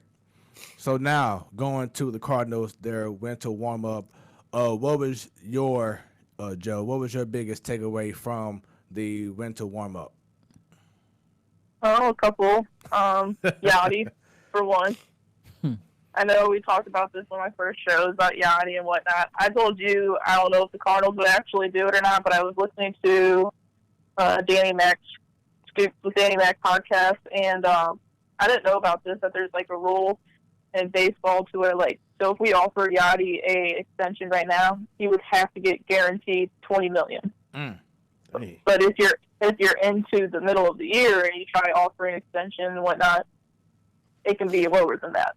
So maybe they do something. I don't know with the 26-man roster, but Yachty, that really caught my ears, I guess you could say, just because he's going to be 38 this year. Right. But, I mean, I guess he's still doing it. With the 26-man roster now, I guess you could technically have 3 catches. I don't think they'd have Kisner up here just to sit on the bench. But and then I guess also another thing was just on front office, just listening to them talk. It's aggravating, I guess you can say. That's another thing I took out of it. But yeah. And like you said at work today, how front office is always talking about, well, we ain't trying to spend this much money, and we don't want to go over this amount. But you have a lot of money. Like, money should not be an issue with this team. You just gotta, you just gotta sign a contract to you have your own network, I believe, or sign a deal with Fox Sports Midwest. Then you got what's going downtown right now with Ballpark Village. You're about to have another phase be done. But matter of fact, next month you're gonna have Live by Lowe's opening up. So money should not be an issue. But the biggest issue to me with money is like what Bernie Miklasz said on 101 ESPN is, they spend money, but they spend money on guys who are in their decline. Exactly. You gotta think we're still paying Mike Leake. Right. Mike Leake's on his second team now after we signed him, and we're still paying him. Right. Or guys like Brett Cecil. You're putting your focus on guys that are not living up to their potential anymore. They're pretty much has-beens. Right. Yep. And it suffocates you from making bigger, bolder moves, like trying to see about Bryce Harper last year. Right. Or like right now, Erwin Otto. Those are kind of guys that don't come all the time. Exactly. So when you have an opportunity to make that move, because of the past transactions that y'all thought when y'all made them, y'all thought they were smart moves, and now y'all looking silly because look at Ozuna. Yeah. Now he's gone, but you trade away Magnus Sierra, and who was the other guy they traded away? The pitcher. I can't think of his name right now. Alcantara. Yeah, Alcantara. Excuse me. Yeah. Those guys could be making better dividends for the Cardinals. Right. And I don't think that we overall got a good return on Ozuna. Because last year, where he had like 40-something home runs in Miami, 130-something RBIs, hitting 300, and won a Gold Glove. Yeah, and then he on normal. Yeah, but he also had Stanton and Yelich and Justin Bauer hitting with he had a couple injuries, they had MVP.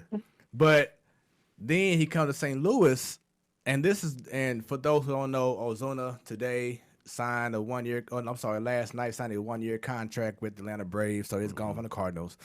A lot of people were going crazy, like, oh my God, You know, the Cardinals offered him the qualifying offer of $17 million. He signed for like turned that down. $200,000 over it. You're right. And like Joe just said, he signed for $18 million, just a couple $100,000 more. Right, yeah. You know, but he preferred to be with the Cardinals. Yeah. He even said last year that he wanted to come back to the St. Louis, to the Cardinals. But I knew then when Mozeliak kept on kind of like pushing away, I think that they lost trust in Ozuna. In 1 year. Well, he and, like I talked about at work, him and Carlos Martinez last year going into spring training, they were hurt. And then they didn't show, like, literally, like, Mozeliak had to go to the Dominican just to make sure that Ozuna was doing his workout. Right. So I think that's the main reason why he only got a 1 year contract. Because, like, honestly, his numbers the last 2 years, they weren't his Miami numbers the year before, but they're not terrible. And I find it hard to believe that one of our kid outfielders are going to, put up 30 homers, 80 RBIs like he did. But I think that's one of the reasons why the Cardinals didn't want to resign him. It was just they couldn't trust him. Mm-hmm. They had to hold his hand just to make sure that he was going to take care of himself. And my thing is, if you weren't trustworthy before getting that big payday, how can they trust you if they did give you a 2-3 year deal worth $40-50 million? Right. I understand that. Right. Yeah. So, and then the postseason, I know he had a great series against the Braves, but in the Nationals, he just went dormant like everybody else in the lineup. And then nobody hit him. Yeah, I was about to say. I don't think they showed up against that. Right. And then how he reacted during the post game. And this is what I hate. I forgot to ask Ben Hockman this question because he was the reason this whole firestorm happened. Ben Hockman tried to interview Ozuna after Game 3 when Ozuna had like 3 strikeouts, missed the ball in left field when the ball went past him, and he had a fit pretty much, and he wouldn't be bothered. And I forgot to ask Ben Hockman about that. Right.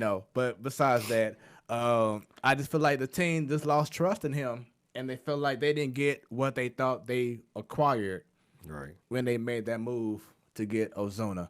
So going to this team now, I know right now we don't have that legit four-hole hitter, but at the same token, and I said on Final Say, you have to play these youngsters now. You have to. You know what I'm saying? That's been a problem all along. Yeah. Yep. And it's pretty much how they get set up, though.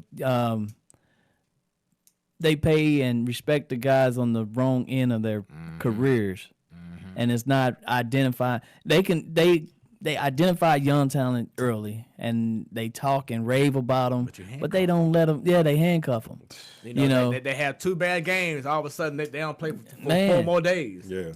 So I don't think they know how to view hitters, I guess you could say. Like, I don't know what it is that's wrong with the, not front office, but just the organization as a whole, because pitchers, as long as I can remember, they've brought up the right amount of pitchers and the right pitchers, besides, I guess, Alex Reyes to this point, but Jack Flaherty, Michael Waka, even Dakota Hudson and Luke Weaver when we brought them up, or Shelby Miller, like, they were all great. Right. But the hitters that we bring up, the position players we bring up, how many can you name right now that are brought through the system that are, like, guaranteed they're studs? Well, I think the philosophy of hitting changes when they from the AA and AAA ball to when they get to the Cardinals.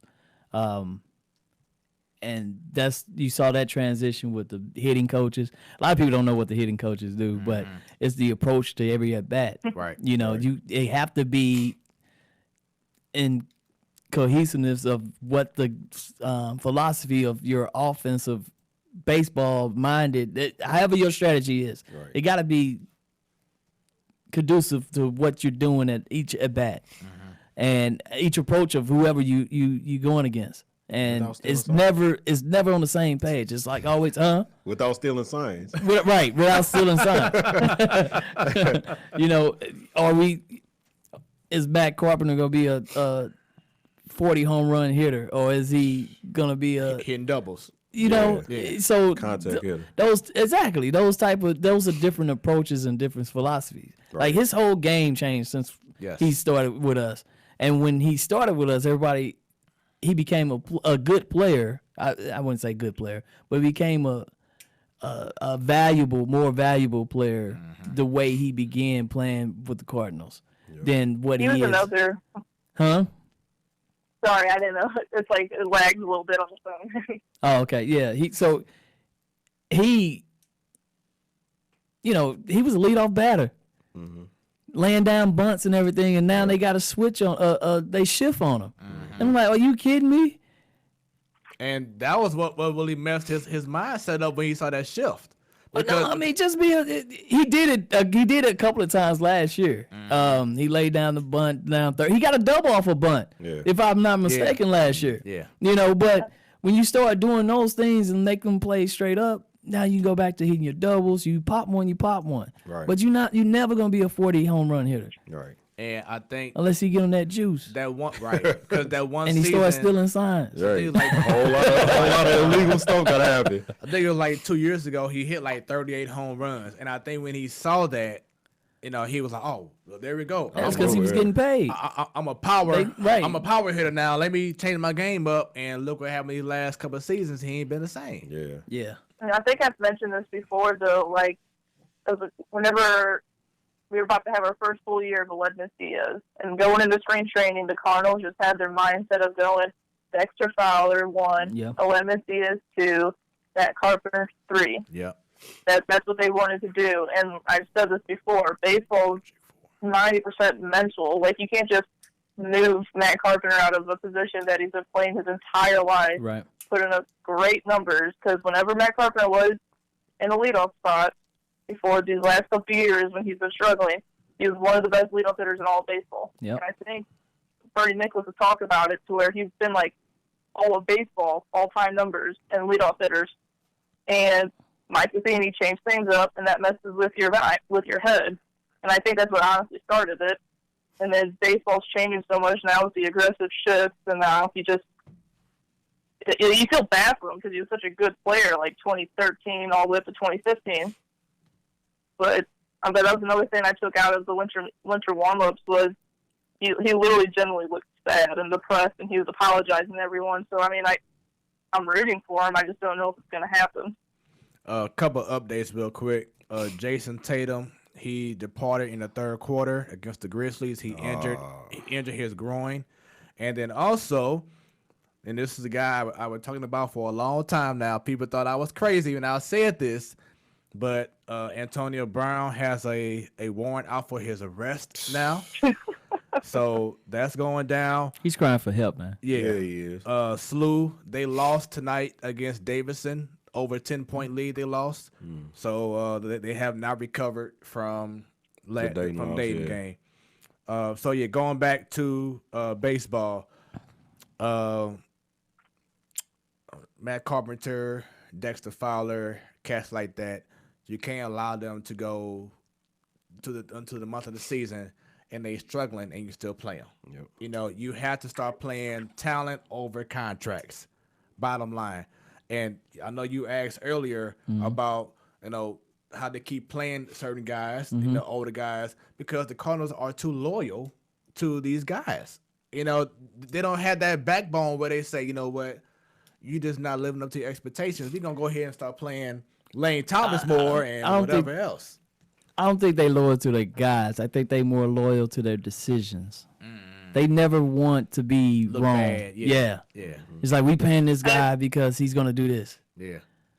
I think I said it last week is I think Schultz starting to show a little more power than like Matheny did because had to. Matt Carpenter, I think he still had 400 at bats or close to it, but I mean towards the second part of the year, end of the year, Tommy Edman played more games than he did. And he was more of just a pinch hitter. So I think you'll see a little bit more of playing kids over Carpenter and Fowler now that Schultz our manager. Yeah. So definitely have a lot to look forward to. As I said earlier on the show, spring training is right around the corner. I know that Corey said. Now, when is y'all first game of the season? I'm not sure the game. We start spring practices March 1st. Okay. Yeah. All right. So we probably play like March 17th. It's usually 2 weeks you get, and then St. Patty's Day. huh? St. Patrick's Day. Oh, Yeah, you guys play on St. Yeah. Patty's Day. Yeah. So we usually try to travel south to play because it's gonna be like it is like right now in March Right. in St. Louis. So Right. but yeah, that's usually how our schedule begins. Don't go Hey. through Dogtown. I was gonna say I recall like driving past Harris Stowe like late February, early March when it's cold as ice, and they Yeah. out there playing a full, Yeah, Harris Stowe used to game. get it in, man. I remember getting all 40 watching them. Yeah. Man, that's crazy. All right, so let's go ahead and shift over to hockey. The first half is officially over for the Blues. Your thoughts on the first half of the season? Well, considering we didn't have Stanko for the entire first part of the season, we're what, second in the all of NHL? Yeah, and to be had the best record in all of hockey, looking good right now. Tarasenko, he's back on the ice now, so hopefully in the next few weeks or maybe a month or so, he'll be back. Do you see any issues chemistry-wise when he comes back to the team, or just a matter of just him getting back to the flow of things? I don't think there'll be any chemistry issues. They all know each other. They've all practiced together before and played together before. They'll just see who of the kids are going to go back down to the AHL. And then we have, starting tomorrow, we have a lot of festivities going down in the Lou because we are the mecca of hockey right now with the All-Star game here in St. Louis. Corey, are you going to be going down to Union Station or around the Enterprise Center to check out some All-Star weekend festivities? Depends on the weather. Yeah. I would love to, but man, if it's cold, man, look. No, it's my son's birthday this weekend too, so That's what's up. Shout out to him. you know, I don't know. I planned on it, but if it's cold and it's snowing, man, It's I'm already like, hey, started. you know, look, I can't do it. I'm sorry. Yeah. Joe, any plans? We were going to try to go Friday, but my husband was sick for an entire week, so there goes his PSP. Oh, wow. Dang. Already. Yeah, Dang. not even a full month in, but I don't know. We might try to go on Saturday. It depends if you have work or not. But and then the same thing, like you said, just weather. Because we're like 45 minutes away from downtown, so but we're definitely gonna be watching the skills competition and the All-Star game. I think it's awesome for the city, so I'm really excited about that. B, any plans? Hell no. I'm not doing the traffic. I'm not doing the weather. I live close to it, so I don't live that far, but Yeah. I actually might be working around that area. Yeah. So I might be driving past, but Get out the way before I run you over this snow truck. my girl was talking about going to Chicago for the NBA All-Star game, and I was like, no, not Chicago in February. I'm cool. And then going in the hood, too? And you going on the west side? Yeah, nah, hell no. No, ma'am. They have some few things they're going to implement this year for the All-Star weekend. Couple of things. Let me get your thoughts, guys. One is they're going to have this portion where they're going to set players up in the stands and have them shoot a puck going to a target on the ice. Ooh, that can go wrong. That's awesome. I didn't hear about that. Yeah, so I that's guess gonna be all right. so That's- You know how skilled they are, I man. might go to that game. That's a lawsuit that I can win. No. I just happen to jump up right at the time they did. Y'all might see me down Yeah, there. you don't want to get hit by no puck, man. I'll take a hit by the puck. No, man. you would I not. could take one, man. No, you would As not. long as I don't hit me in the face, I'm good. so I'm not walking around So with things. I take you been to a Blues game before? Oh yeah. Okay. Oh yeah. It's a fun experience. It man. is. For those It is. who are not hip to it, Me. especially. Still ain't been. I keep saying I'm going. I'm still trying to get them to take me to a game, man. All right, we hey, working hey. on You gotta tickets. take them. I got you. All right. You look at hockey totally different. You will. I know that's what everybody keep telling me. Yeah. Yeah. But I got to get broke in, man. So Yeah, we got to get you right. Right now we are watching the San Antonio Spurs versus the New Orleans Pelicans and the debut of Zion Williamson doing his thing, making his debut, man. So Hope he stay awake. Hey, he got every reason to now. I don't blame him, man. You 19, just sitting there watching people play. I'll be going to Hey, sleep too. I'll be bored as that thing Yeah. too. And then the other one is they're gonna have on Saturday, I believe on Saturday early, Saturday or Friday, they're gonna have women's 3-on-3 hockey. Hockey? As well. Yeah. Okay, all right. That'll work. So And that's awesome because I know last year, I can't remember which USA hockey player they had for women, but she did the fastest skater too, and I think she almost beat an NHL player. yeah, Mm. yeah, Wow. yeah. So that's really big, for the game. Just Yeah, I like that. continue to bring the ladies into it, and have a great time, being able to enjoy. Don't separate them. Yeah, I mean, they should have been doing that. You know what I'm saying? They do it in other sports too, but I think they just need to, like you said, the skills where it's just like the speed skating and stuff like that. Yeah. Where it's nothing physically imposing, just something just raw skill. So yeah. All right, Joe. Did you have any questions for Corey or anybody here on the show? No, I was told this on the way home too. Though, is both Kachuk brothers are going to be here in St. Louis for the All-Star game. Who? Good job, Good bro. job. Both Brady and Matthew Kachuk, That should be which is dope. pretty awesome. That it's in St. Louis and they're going to be at home for that, which is awesome. That should be dope. And as I told her earlier, that once baseball season starts, we'll probably be doing Joe Knows every week. Okay. You know what I'm saying? Since Yeah. we be right there in the thick of the baseball season. So once again, great conversation, Joe. And I'll be seeing you in a couple hours at work doing that OT. Yes, sir. All right, y'all. You have a good one. Thanks, you too, guys. All right, y'all. That was Joe Knows. And once again, this is the Platform Sports Talk Show. Hope y'all have been enjoying yourselves as, once again, St. Mary's own Coach Corey Bethany is in the getaway, holding down stand spot. It's coveted spot. coveted seat. So let's get into NFL, man. And the conference championships happened last week. First game, Tennessee Titans, Chiefs. Derrick Henry came in hot, getting 150-plus yards a game, doing this thing. Going to KC, and he only get less than 70 yards. Yeah.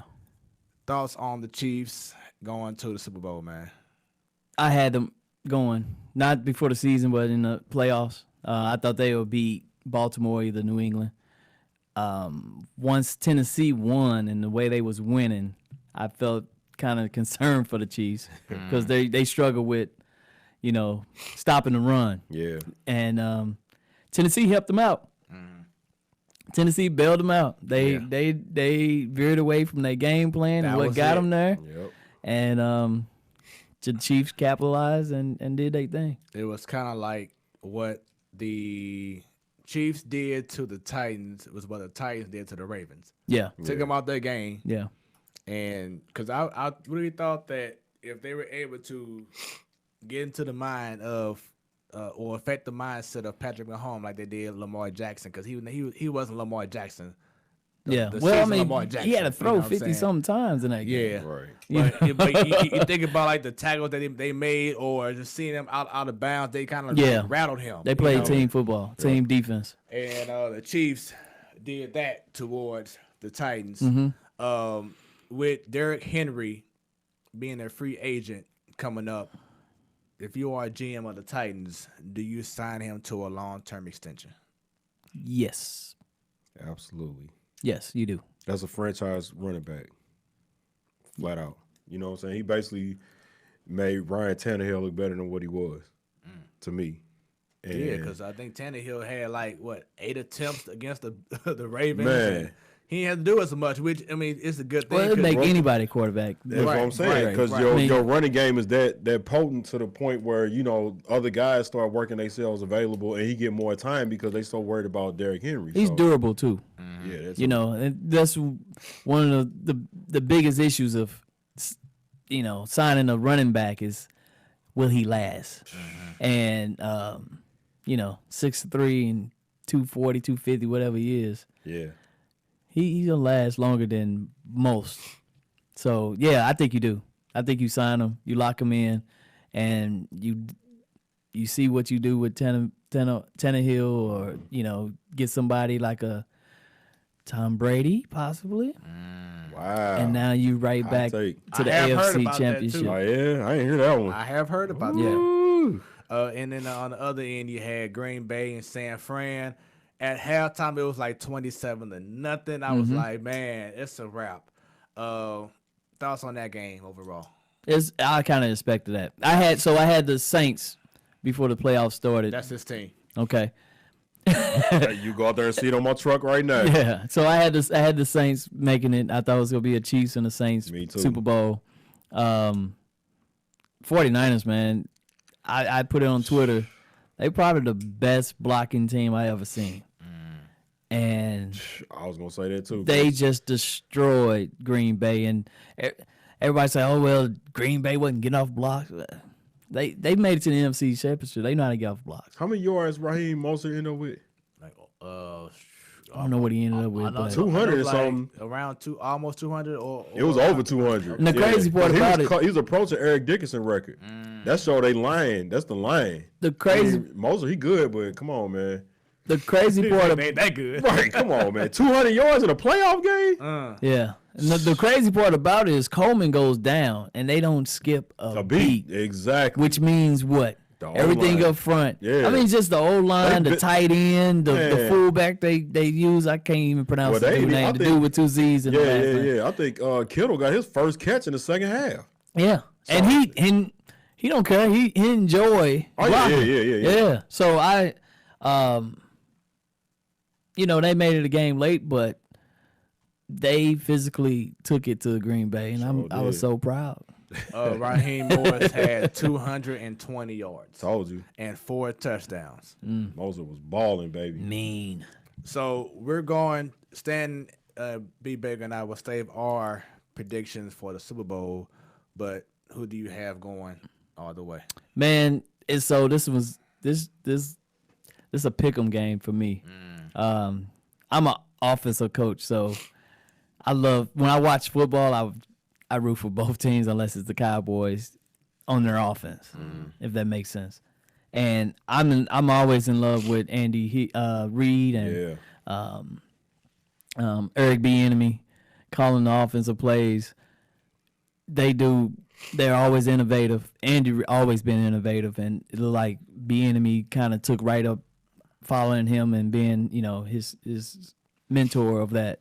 And I'm a big fan of Mahomes. So as a baseball, football type of guy, and the arm angles and his arm talent that he has, so I love enjoying watching the Chiefs play offense, and I'm at all at what the 49ers doing offensively. How they can get in different sets and still throw the ball down the field and run the power game at you and stuff like so. So I got a feeling we'll be rooting for both teams when they on offense. Yeah. And whoever got the ball last is what's going to win. But I would love to, of course, Kansas City. I went to school in Kansas City. Okay. So, it'd be nice for them to finally get one. Yeah. And it's kind of a trend going around, the Blues won, Right, and right. the Cubs won not too Right. long ago. Me and and West so, thing, huh? Yeah, so it's only right the Chiefs to get one while this trend is going on. There you go. Yeah. Thoughts on the Rooney Rule or lack of the Rooney Rule? It just need to be adjusted. It was put in place a while, like 95, and people learned ways to get around it. So it's tough, man. It's tough to break into that ownership, and that's all. There's all it comes down to. Yeah. And to be honest, you can't really blame them because in hiring a staff and developing a team, you got to have loyalty in who you trust. And if you know some guys you've been grinding with, you was a GA or you was a position coach with a guy in college and you played ball with him and you know how he worked and you seeing it, you know how you work, I'm going to hire you over somebody with a resume. Yeah. And it's just who you feel comfortable with, who you been loyal to, and who go have your back and not try to undercut you. Yeah. So that happens all the way up to the chain where if I'm an owner of a football team, I'm going to trust the guys around me to know guys, hey, who you got, who that can come in and get the job done. Yeah. Oh man, my homeboy Nook, he go. You know what I'm saying? Right, It's just who you know, Yeah. and so it's hard to break that cycle, and it's hard, but it's you get in that position. It's gonna be tough. Yeah. It's gonna be tough, and I don't know how you fix it or what type of rules you make, but we just need ownership, man. With you being a Cowboys fan, your thoughts Yeah. on them getting Mike McCarthy? I wanted Urban Myers, to be honest. Yeah. Yeah, Okay.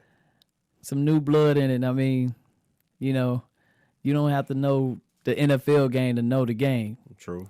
So, but he's hungry. I bet. Yeah. He's been out of the league for a while, so he got something to prove. Right. And for his talent wise, everybody worried about Jerry Jones and what are you gonna be able to pick your talent and make it work in your system and all that stuff. Jerry do a pretty good job at picking the talent. On paper, they always win. Right. On paper, they oh man, they got him. They can Fantasy team. Yeah, you can have a solid game team and season with the guys he have built up. Right. They had to address some issues on defense, and they did that. So What do you think about them saying Amari Cooper looked like he's not engaged anymore? he was playing hurt. I don't know it for a fact, but it looked like he was playing hurt. Okay. And that 1 4th down, they said he took himself out. Yeah, That he didn't take it. That was the set that they call. Right. They had a 2 tight end set, 21 personnel. They didn't take him. I mean, he didn't ask to come out. Right. That's the set that they called, and they put, old man Witten out there Exactly. because that's who they trust, right? Yep. It goes back to that. So, I think he was playing hurt. He was banged up a little bit, and by him being so reserved and private, Right. Because he was like, it shows that he's quiet. honest. You know what I'm saying? He didn't show any emotion at all. and That's what I was thinking. he never does. Right. Yeah. Now you are seeing Jason Garrett on the other end. Of the I love it. rivalry. I love it. Yeah. Yes. Fire. Yeah. No, I mean, So you think him and Daniel Jones gonna be a good mix? good for the Cowboys. Talk about it. Yeah. Go ahead and say what you That's trying to what I'm say. talking about. Yeah. Say it. Good Go for say the it. There you go. Yeah. Say Good it. for the Cowboys. Right. No, I mean, he had a winning record and things like that, man. It's a different team, man. Yeah. It's just too high of expectations, and then you lose to the Jets. You can't that can't happen. When you gotta win that game You expected to be in the Super Bowl or the NFC Championship. every year. In the playoffs. I mean, with the roster that you have, you can't lose to those games. Now, everybody's the Jets, the Miami Dolphins beat the Patriots. Right. They play them twice a year. Everybody know Dolphins play them tough every year. Right. Whether they 10-0 or 0-10, they go play them tough. Yep. Same thing with the Jets. If we had that same game against Washington Redskins, that's understandable. You can't lose. You can't lose to the Jets. Right. It was like 13-16 or 19 or something like that. It was all bad. Man. That was a gut punch right there, man. Man, It was definitely all bad. I was waiting to get out of the playoff contentions and lose the East, so Gary can go to the Giants a lot sooner. Right. It definitely would have happened too. All right. So transitioning to some NBA talk, we balling once again. Zion making his debut with the Pelicans right now. Do you think he made the right move to come on back this season? Yeah. I mean, why not? Well, he's going to sit on the bench the whole time and fall asleep. Right. You're right. And I agree because I don't think his main focus is to win the Rookie of the Year. Right. But they only 4 games out of the playoffs. Right. Is that? I was just about to say they 17th or something like that. Yeah. Nah, they higher than that. right. They're like 12. Yeah, 12. yeah. Okay. 12 or 13. Yeah. I forgot. We can go ahead and pull it up right now. They a lot higher than that though. They not, like you said, they about 4 games back, and it's not even an All-Star break yet. And that so. can even help him brand 12 wise if seed. they come Right. back and then actually climbed up and make one of those playoff spots. Right. Yep, 12 seed right now. 12, They okay, actually yeah. are 3 games from the final spot. Mhm. Yep. Yeah. They right there in the thick of things. All you gotta do is have one good week, Yeah. and boom. And if they win tonight, keep the Spurs off So, the Grizz for me. That's Appreciate it. that's good planning actually, because you get a week and then you got All-Star break. Yep.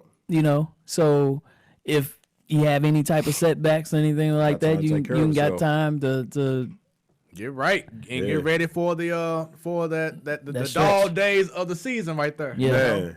Yep, he so can. As long as he don't do nothing crazy in the rookie game, because he gonna play in that.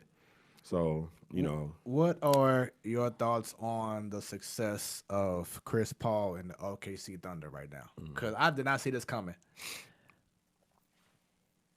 I'm not a Chris Paul fan. Oh, man. I'm sorry. explain why? He's less that, he's always that that fundamental guy that I don't know, man. He's just gonna do enough, but he's not gonna never win a championship. So, so he won't be the reason why a team would go all the way. Right. They'll be very good and very hard to beat, but he's the same. He's not. He doesn't move the needle for me. Best player in the game right now. LeBron. Did y'all see that behind the back throat pass that he had? Nobody really even trip off that. But that's who can do that? Yeah. Because he He was in the ambidextrous. corner, boy, behind the back baseline pass to the guy in the wing. Yeah. They got it to Kuzma, and he So messed it up. So this guy took it to heart. Yeah, I sure did. The Lakers pregame antics that they do when LeBron Did you has see the powder toss and then Dwight Howard recording. Dwight Howard had Danny a Green will do phone. this to her. This pregame, right Yeah. before they finna take the court, Dwight Howard got a phone. He on his knees Right. recording it while he doing the chalk toss. I just feel like that was a little much, You got a man. problem with that? Yeah, I got a big problem with that. Why? Because the Lakers ain't like, okay, I'm a Laker fan. Okay. I ain't this LeBron fan that jumped on the Lakers. So the Lakers ain't never been about that sideshow stuff, which is why Who has been about the sideshow stuff? LeBron, all his teams been like that. They always dancing on the sideline. Well, you've jumping been on a the- Laker fans for forever, That's though, what I'm right? saying. The Lakers ain't never had a team that did that. ever. But back in the day, I ain't no talking team about back in the did day, it. even last 2 years. But they couldn't do it.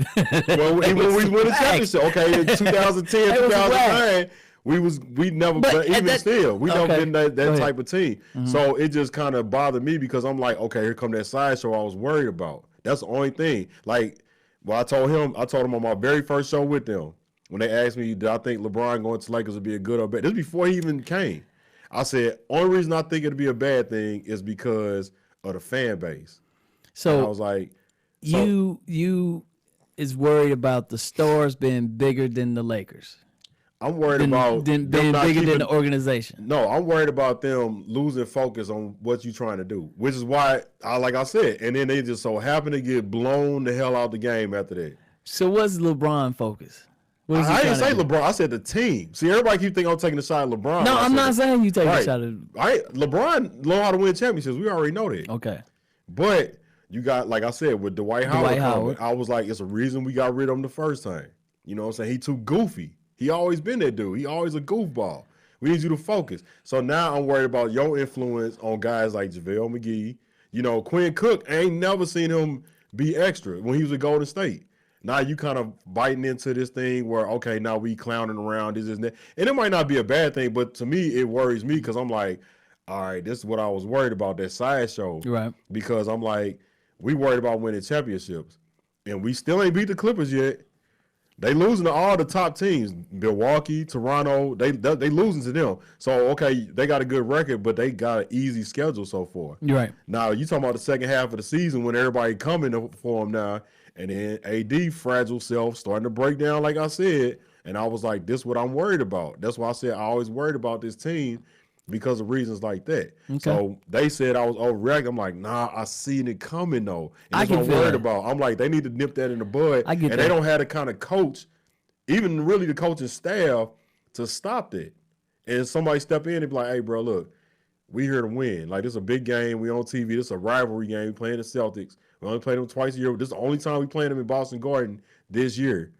Like, go win first. and then celebrate. You know what I'm saying? Even when I was telling about, guys jumping on the court and all this stuff, I always hated that because me as a player, like I told him, I'm not a malicious player, but if I see you jumping on my floor while I'm bringing the ball up, then here come a turnover because I'm just going to throw the ball down there just to get you off the floor because you showing us up.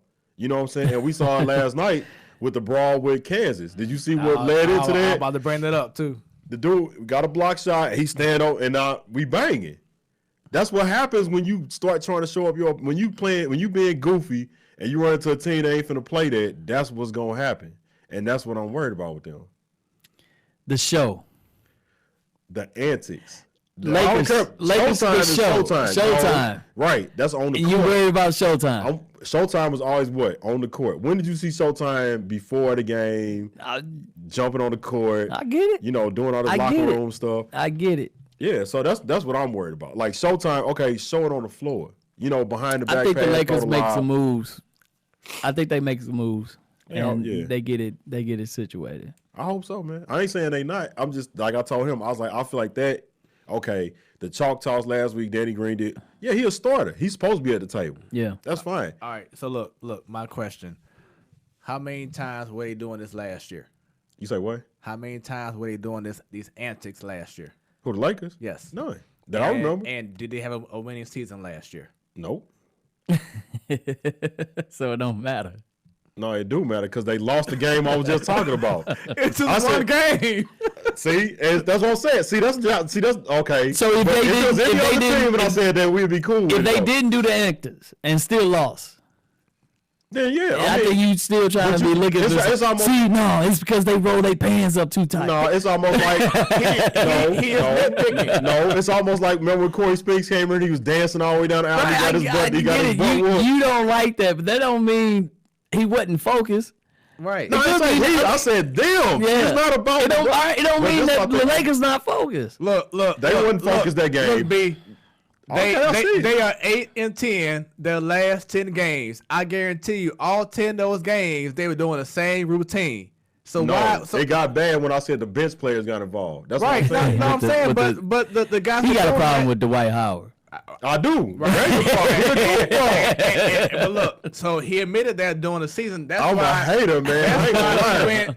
That's why he left the Lakers for a minute. I was like, bro, I'm good on them if they gonna have this dude because he's known for that. So then he wants to transvert to be a Clipper fan.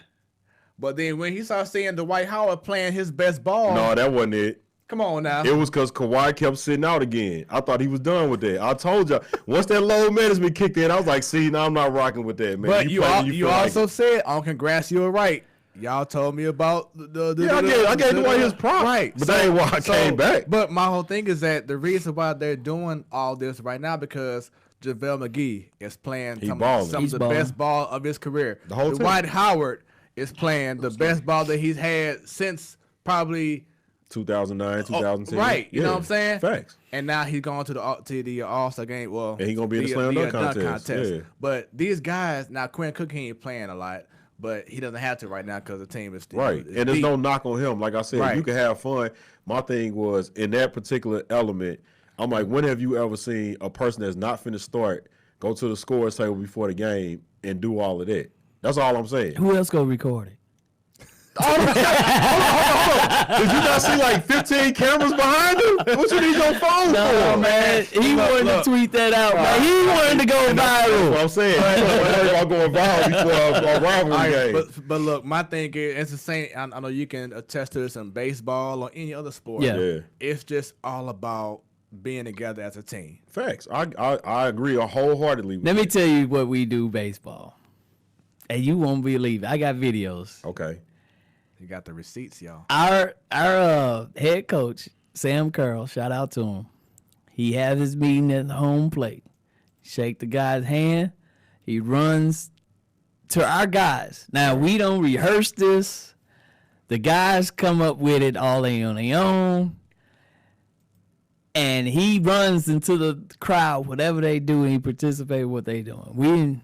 We didn't play football, and he called a pass because we bring a football because throwing the football develops the strength in the rotator cuff and all that. But that's the warm-up. we'll throw a ball to him. He'll catch it. We act like somebody was trying to tackle him. He'll Right. get in the crowd. He'll dunk it. Oh, he'll spike it, and then we break out.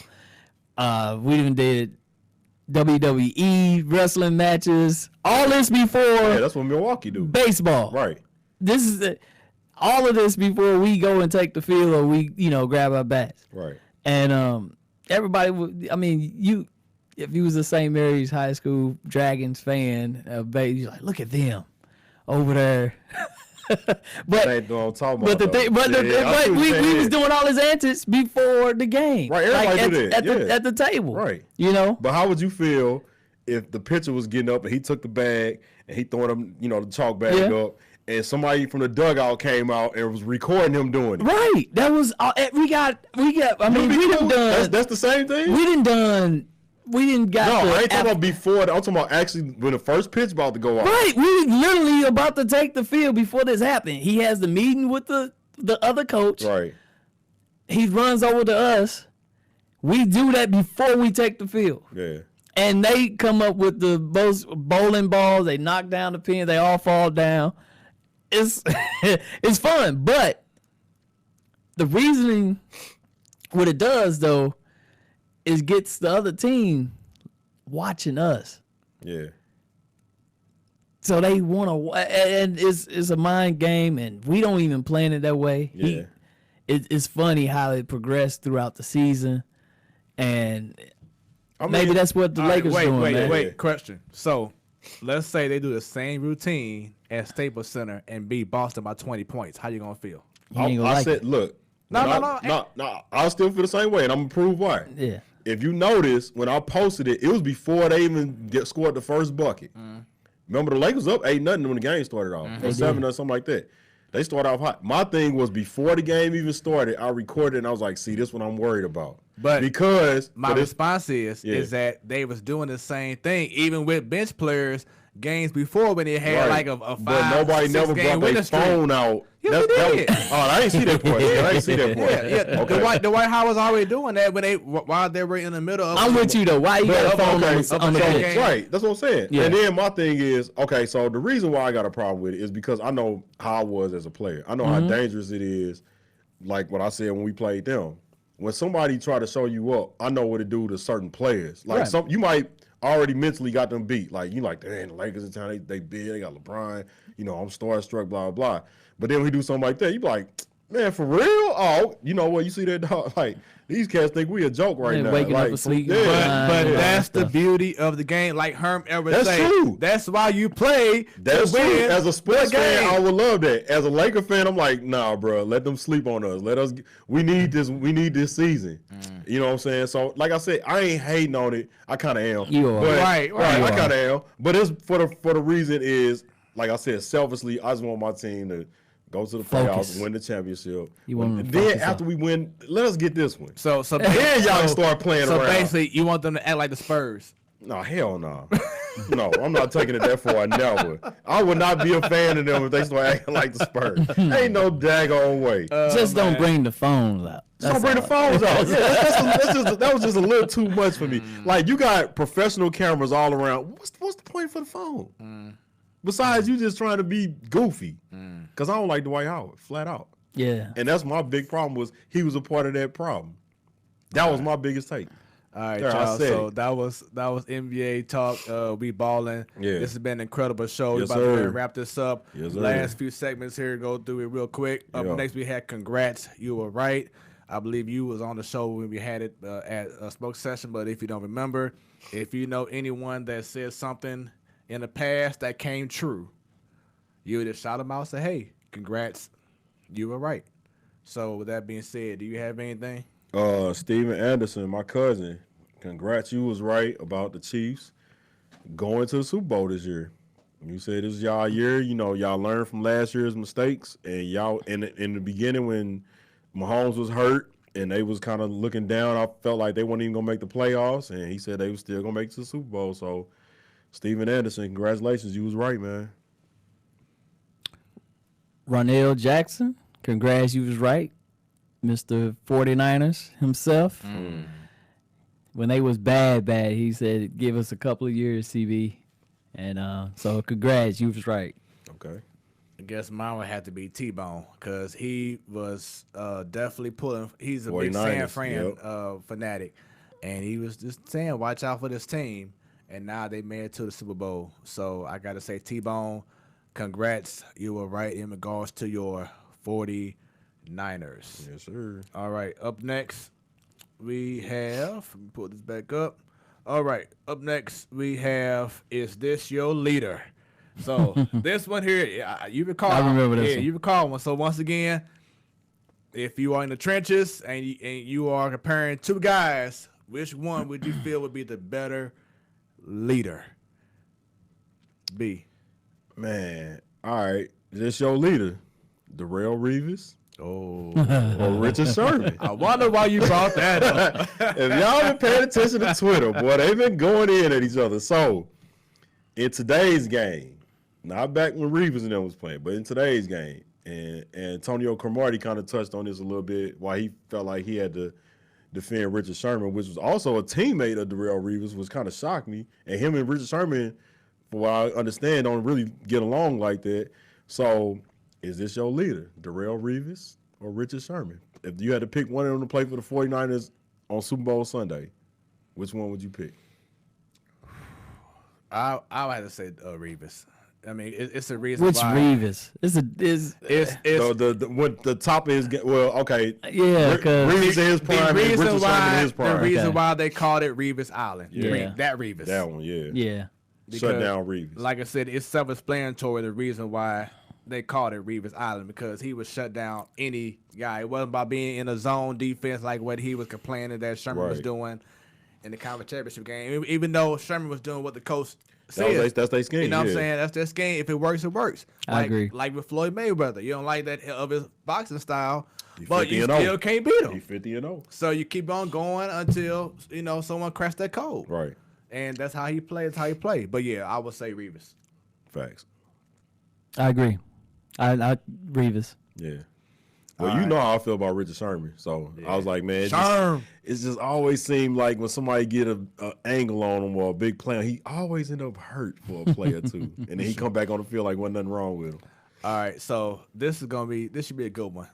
Because isn't Brian Turner the coach of St. Yep. Mary's? Yes. Okay. He's like, yes. So here we go. You're down by 2 points. All right. I know where you going with this. Down by 2.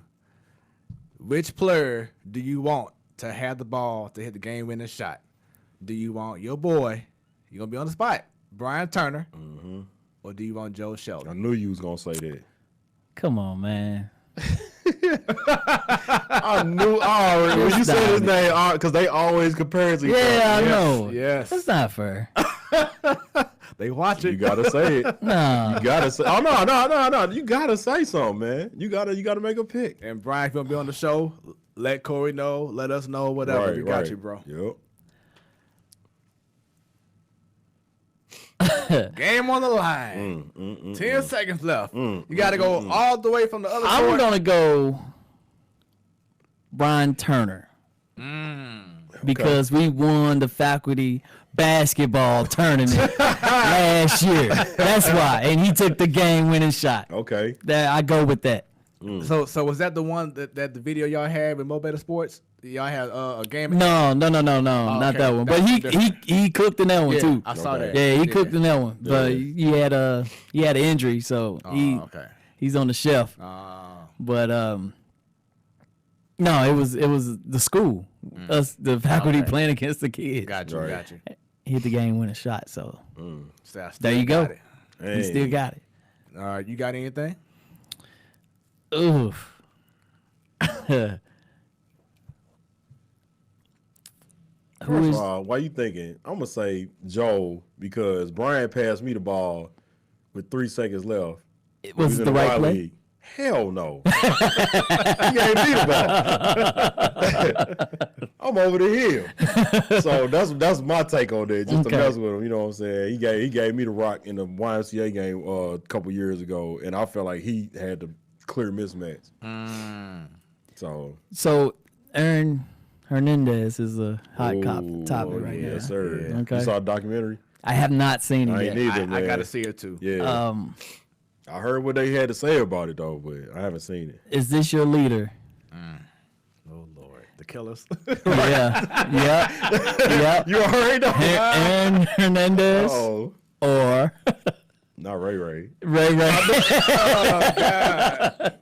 Well, Which one? Caruth or Lewis? Because they both killers. No, I'm gonna go Caruth because Okay. Ray was just, around. Yeah, he was exonerated. So yeah. now, my question is, leader in which way? Who you want to kill? Who you want as your shooter, man? got caught. Right. They both got caught. You right? Well, you know what? Because of Steve Harvey, I'm gonna say Hernandez because, like he said, when they What's pulled Steve him up, Harvey he say? say, "I know damn well that boy better not be in the trunk." Oh, yes. Ray Caruth. Oh, man. And he was in that damn trunk, so he's just stupid. So yeah, he's just sloppy with his. So I'm gonna go Aaron Hernandez. Aaron Hernandez too. Yeah. That's sad, man. Oh, It is. man. Yeah, I definitely gotta check that out when I don't have no more Yeah, overtime. and I don't know the backstory relax on and watch Caruth. it. Yeah, Caruth. I just know it was like what child support was it? The baby mama. Yeah, the baby mama stuff. Yeah, Come on, so bro. yeah, it was messed Like up. Aaron Hernandez really had psychological issues. You know what I'm Well, saying? you gotta be Stuff- kind of crazy too to kill the baby mama though. That's kill true. anybody, that's you true. gotta have some that's type of true. Yeah, psychology. that's true. But at least it's a backstory to Aaron Hernandez. Right. Where Ray Caruth just picked the wrong chick. Like really, that's what you gonna go down there. Okay, all right. All right, up next we have bruh, you tripping. This is a hot take that you feel may happen, but everybody else may say, bruh, you tripping. B. I'm gonna say the Suns gonna trade Devin Booker either by All-Star break or by the end of the season. You have a team destination or just period? Just period. I just feel like somebody gonna piece together a trade for them, and it's gonna work out. They gonna feel like it work out for both ways, especially with the way the Kelly Oubre trade ended up falling in their lap and worked out for them. It just feel like Devin Booker is a great talent, and he seemed like a good leader, but it's not working for what they trying to do for whatever reason. I'm gonna say, bro, you're tripping, because since they just got back Deontay Ayton like over the last couple of weeks, Yeah. So and then bringing in Monty Williams, Yeah, Monty Williams. I out. think they have a good cornerstone in place for the future. Which is even furthermore to my point. That's why I feel like he's going to stay. Okay. And that's why I say Burger tripping. But it could happen though. You know, Yeah. the Lakers may come up, and I heard they trying to see about him. They trying to see about Zach LaVine, Lakers. They trying to see okay. about Derrick Rose. But who could they put the pieces to Kyle get them Kuzma type people? is number one. They ain't nobody gonna trade Kuzma straight up for neither one of them. Well, I mean, not straight up like 1-1, but he gonna be involved Yeah. in a piece. Dwight Howard and Kyle Kuzma for any of them guys, and we in there, baby.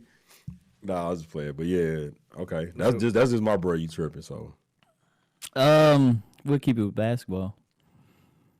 LeBron James will play NBA basketball with his son. I think so. I want to say yeah. I do. He'll be the first father-son combo. And because I know that's his only goal is to the point where even if he was on one leg out there just to say he did it, I think he'll still stick around. Now I don't know if Bronny gonna go to the league as fast as everybody think because we still got to see how he develops. Right. Yeah. Yeah, And he so- got what at least 4 5? more. No, well, they may Well, change the if you NBA count this- rule. Oh yeah, that's Yeah, true. yeah, That's yeah. true In the too. next 2 years. So he Right. could go out of high school, but I'm not sure if his game, I mean, he may grow like what 6'5", 6'6", possibly That's what it's by looking the like. time About he's 6'6", a senior. Yeah. So he's on to come up. Yeah. Golly, it's tough. Knowing LeBron, he knows how to fight off Father Time. So yeah, I'll go ahead and agree. I can't even say you tripping. Yeah. I can't. Yep. He'll be the one that will play with his son. It's really up to his son. Yeah. Ain't got nothing to do with him. Yeah. He ain't gonna slow down no time soon to where he gonna be out the league. It just depends on his son how fast he actually get there. And my thing about LeBron is I don't see him being that type that he's a scrub and he's still playing. That's true, but you don't see no signs of him slowing down. So he still got at least a couple years left in him. So yeah, exactly. All right. Yeah, I don't have a burger tripping, so we'll move on up to the next one, which is what if. So this is any kind of scenario from a future scenario or something in the past. You're just saying, what if this happened instead, or what if this could happen? Yeah. Any kind of scenario. So what if Floyd Mayweather boxed in the 90s, like early 90s? Does he? So like fighting against like Sugar Ray and Pernell Whitaker. Yeah, and Duran and all them cats. Ooh. Like, what if he actually had to go up against them cats? Like, would he still be I ain't gonna even say 50-0, but would he be a champion? He'll be a champion. I don't think he'll be undefeated. Yeah. Right.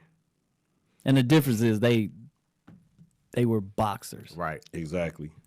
More skill is boxing, not just fighters and stuff. Mm-hmm. For me, I'll go ahead and say, what if I should definitely ask you this question. Right. What if the Lakers lose in the first round of the playoffs? That was gonna be my what if, but I don't want to put that on my team. That was definitely what I was thinking. I swear that's what I was thinking. And if they do, then I want to go back to this show and tell y'all, see, when I told y'all when they was bringing their phone out, they was playing. That'd be the reason why they lost? That's going to be my reason. Because I don't see no other reason why they should lose in the first round. So them cats that's down there right now. I mean, but could you imagine the criticism that LeBron would get for losing in the first round? Because more than likely you're going to be a number one seed. Yeah, neither one or two at least. Yeah. So could you just imagine the scrutiny that he would take for losing the first round of playoffs? Man. He probably would get kicked out of LA. Dude, we gonna murder that dude. Like, man. Like Aaron Hernandez, huh? Yeah, pretty much. Because you got to think he about to pass Kobe's scoring right now. Right. And as Laker fans, everybody just kind of waiting to see if he gonna get that ring before we grace you that LeBronism. You know what I'm saying? We just like, man, we just seen this movie before. You ain't doing nothing special to us. Like, win a ring, then we'll come back and holler at you. Right. So if you don't bring that ring, bro, we kind of like calling for your head at that point. Like, hey, y'all can send him back to the East, bro. He ain't built for this. So, yeah. What if? What if all the top 100 players, basketball, collegiate players, college football, went to HBCUs? Oh, you know what? We had that. Yeah, I said that. Yeah, I said that. Yeah, with T-Bone. Yep. That'd be dope, man. Yeah. That's what they should do. Yeah, it would definitely elevate. Especially because of the one and dones. Like, you just going to college as just a stopping point. Like, why not? Why not put them on? You know what I'm saying? Just go do your thing. Because you could average 6 points a game and get drafted in a lottery pick. We done seen that happen a couple times. McGetty and Marvin Williams and some other cats, man. There's some cats that weren't even starting that was first round picks. So, I mean, actually top 10 picks that weren't even starting. So, yeah, I agree. They should definitely do that. Yeah, it would definitely be a good look for that. And it just takes that one guy. Yep. You know what I'm saying? To like be the trendsetter. The catalyst of it. Yeah. What if I got another one? What if old boy would hit old boy with the tree last night? Oh my God! Well, first off, he would have been arrested. Yeah, straight up. Yeah, straight up. That's and I'm glad you brought that up. Oh man, because this has been like a theme of ours. Definitely when Sadar was on the show initially, but people don't realize. Yeah, it was a terrible look for the game. Yep. But to me, the first thing I saw when I saw the whole fight was, once again, you're seeing angry black men. Yeah. Yeah. You know what I'm saying? And that's been, look at what Antonio Brown's going through right now, with the whole mental issues. But there's just so much built up anger in a lot of our young brothers nowadays, and it's crazy. Well, but I feel like that was more of a rivalry thing, though. No, it wasn't. No. You said it earlier that I caught note of. You stand over me. Yeah. We fight. Yeah. Man, come on. Everybody stand over everybody now. Not like that. Yeah, though. they do. They You step at the over. crib, They you go stand most- over. yeah. They do the flex. Yeah. They been doing that. But that's the reason why they took it out the game, because they know that trick. And that, like I said, it ain't just a black man thing, because if you notice, the Boston Celtics used to beat up everybody for every little thing. Kevin McHale used to still tee off on cats. When the bad boy Within the Pistons, game. it was, but they was fighting though. So It was. right, Because the game has changed, so you don't see it as much. I get that. Right. But it's still there. It's still that built up aggression with sports. It's just your emotions on 10. testing your manhood. Yeah, basically. you know what I'm saying? And you don't know what was said. It's even worse. It wasn't now. nothing said. Yeah, that's right. I agree. Well, nobody that was was a barking or no-brainer. That was nothing. definitely a no-brainer. It was nothing said. But I feel like he did take it too far with the picking up the chair or whatever he had. Yeah. That was just like, come on, nah, you ain't that crazy. Like, come Right. on, man. So, yeah. All right. Idiot of the week. I think that's Oh, boy. self-explanatory. That's exactly what I had wrote down, man. I was like, man, that was, I mean, like I said, you don't pick up a chair and do nothing like that, man. You know what I'm saying? So, I mean, the guy's name is Silvio De Sousa, whatever you call him. Yeah, so, like, come on, bro. Like, anything that happens, it's just like the Ron Artest deal. You know what I mean? Like, you had to know that was a terrible idea before you even got up and did something like that. Now, had he just hurled it back in the crowd, which is also wrong, it's different circumstances. But you go rush the crowd. So when he picked up a blunt object to hit somebody with, like you said, if he would have, God forbid, if he would have connected, that would have been with him for the rest of his life, and that would have been with the program. That's assault. That's assault. Yeah. So, yeah, he might idiot of the week out the gate for that one. So, Antonio Brown, AB. Got to. yep. And people fought me on this on social media when I brought this up when he was going through Raiders off season, going through their training camp. I said he's the perfect guy to be blackballed because he's doing all this self-inflicted stuff Self-inflicted. on himself. Yeah. People's like, It's oh documented. no, he should be blackballed. You know, the only reason why they were fighting that because he's such a great player on the field. But if he wasn't nothing, He would have been gone. they would be like, yeah, he needs to go. But because he's such a great talent, And we need to that's get an away excuse. from that, though. We need to stop allowing the talent Yes. overshadow Yes. the character Yes. because that character is going to stay with him. Yeah. The talent's going to leave. Right. And now you got to deal with that character. And they don't know how to deal with it when you get older. Yeah. Yeah. And that's the cry out for help. Yeah. That's the is he a rapper? Is he a musician? Is he singing rock song? Like what are you doing, man? And my thing What is, are you doing? My thing is people don't pay to see you suspended. People pay to see what you do on the field. Right. Yeah. That's, And then that's why you're famous because of what you do on the field, not what you do off the field. most of the time when they get to that point, they become victims. And that's the only thing they trying to no, they're not doing anything. Like you got another job. You got another job after the Steelers. Right. And You may not have liked it. Yeah. Then you got another job. that's the problem. You know, That was my Yeah, they issue. will. Is that the Patriots saw all this, but they still wanted you. You know, that's setting a bad precedent. Like you're just allowing a guy to act any kind of way. I get it. You can give them the benefit of the doubt. I get that. And every story has three sides to it, you know. But when you continue, It's there. it's there. Yeah. Like no one is making these stories up about you, man. Right. You know, and you doing it yourself. You Yeah. filming yourself. That's why I said it's documented. It's actually documented. You know, the story, I guess his baby mama came into his house and he cussing out the cops and Right. all that stuff. And funny how it was all good just a week ago. Yep. Yeah. Literally 2 or 3 days later, they coming to get you up out of there. Yeah. Yep. So, like I said, he's the perfect example of someone who needs to get blackballed. Yeah. My idiot of the week is the fan that threw the object to yeah. Bronny James during a high school game. You know, that brought me to the mindset of back in the day when someone would throw a banana at, at a performer or something. You know what I'm saying? That when I saw that video, that instantly came to my mind.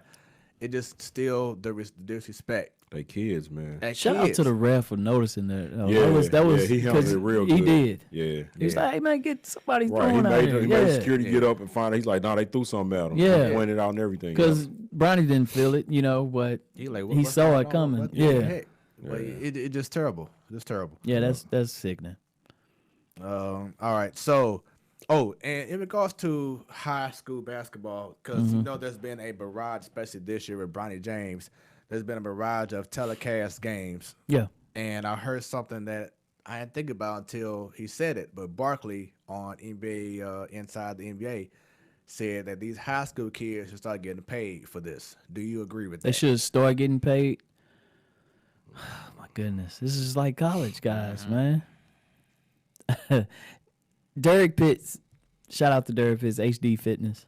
I know him too, Derek and Dawn. Yeah, I and know them Dawn. since little kids. Matthew Dickey. Yeah. So we go back and forth on this all the time about paying college athletes and the Odell Beckham thing, giving them cash out there in front of the that things. was crazy. When do you stop then? And they broadcasting the games. I get that, but that's their jobs. Are these kids their job? Right. It's not their job. If they can continue to stay in high school and make money, what's going to inspire them to be on the television later and making the real money? Right. And then how much you want to pay them? And then are they going to be responsible about it? But we can't promise that on grown adults being responsible with their Exactly. money. That's what I'm saying. But even worse when you introduce it to them that early. There's a reason why they say more money, more problems. Not saying that kids shouldn't be able to get allowance and all that. You just everything shouldn't be abroad. But I think if you pay every high school athlete, they already feel entitled. Yeah. We want to talk about entitlement. That's an issue. You allow every high school kid across America to get paid for playing basketball if it just so happened to be streamed or on national television. Yeah. Then you go deal with contracts, and how did that look?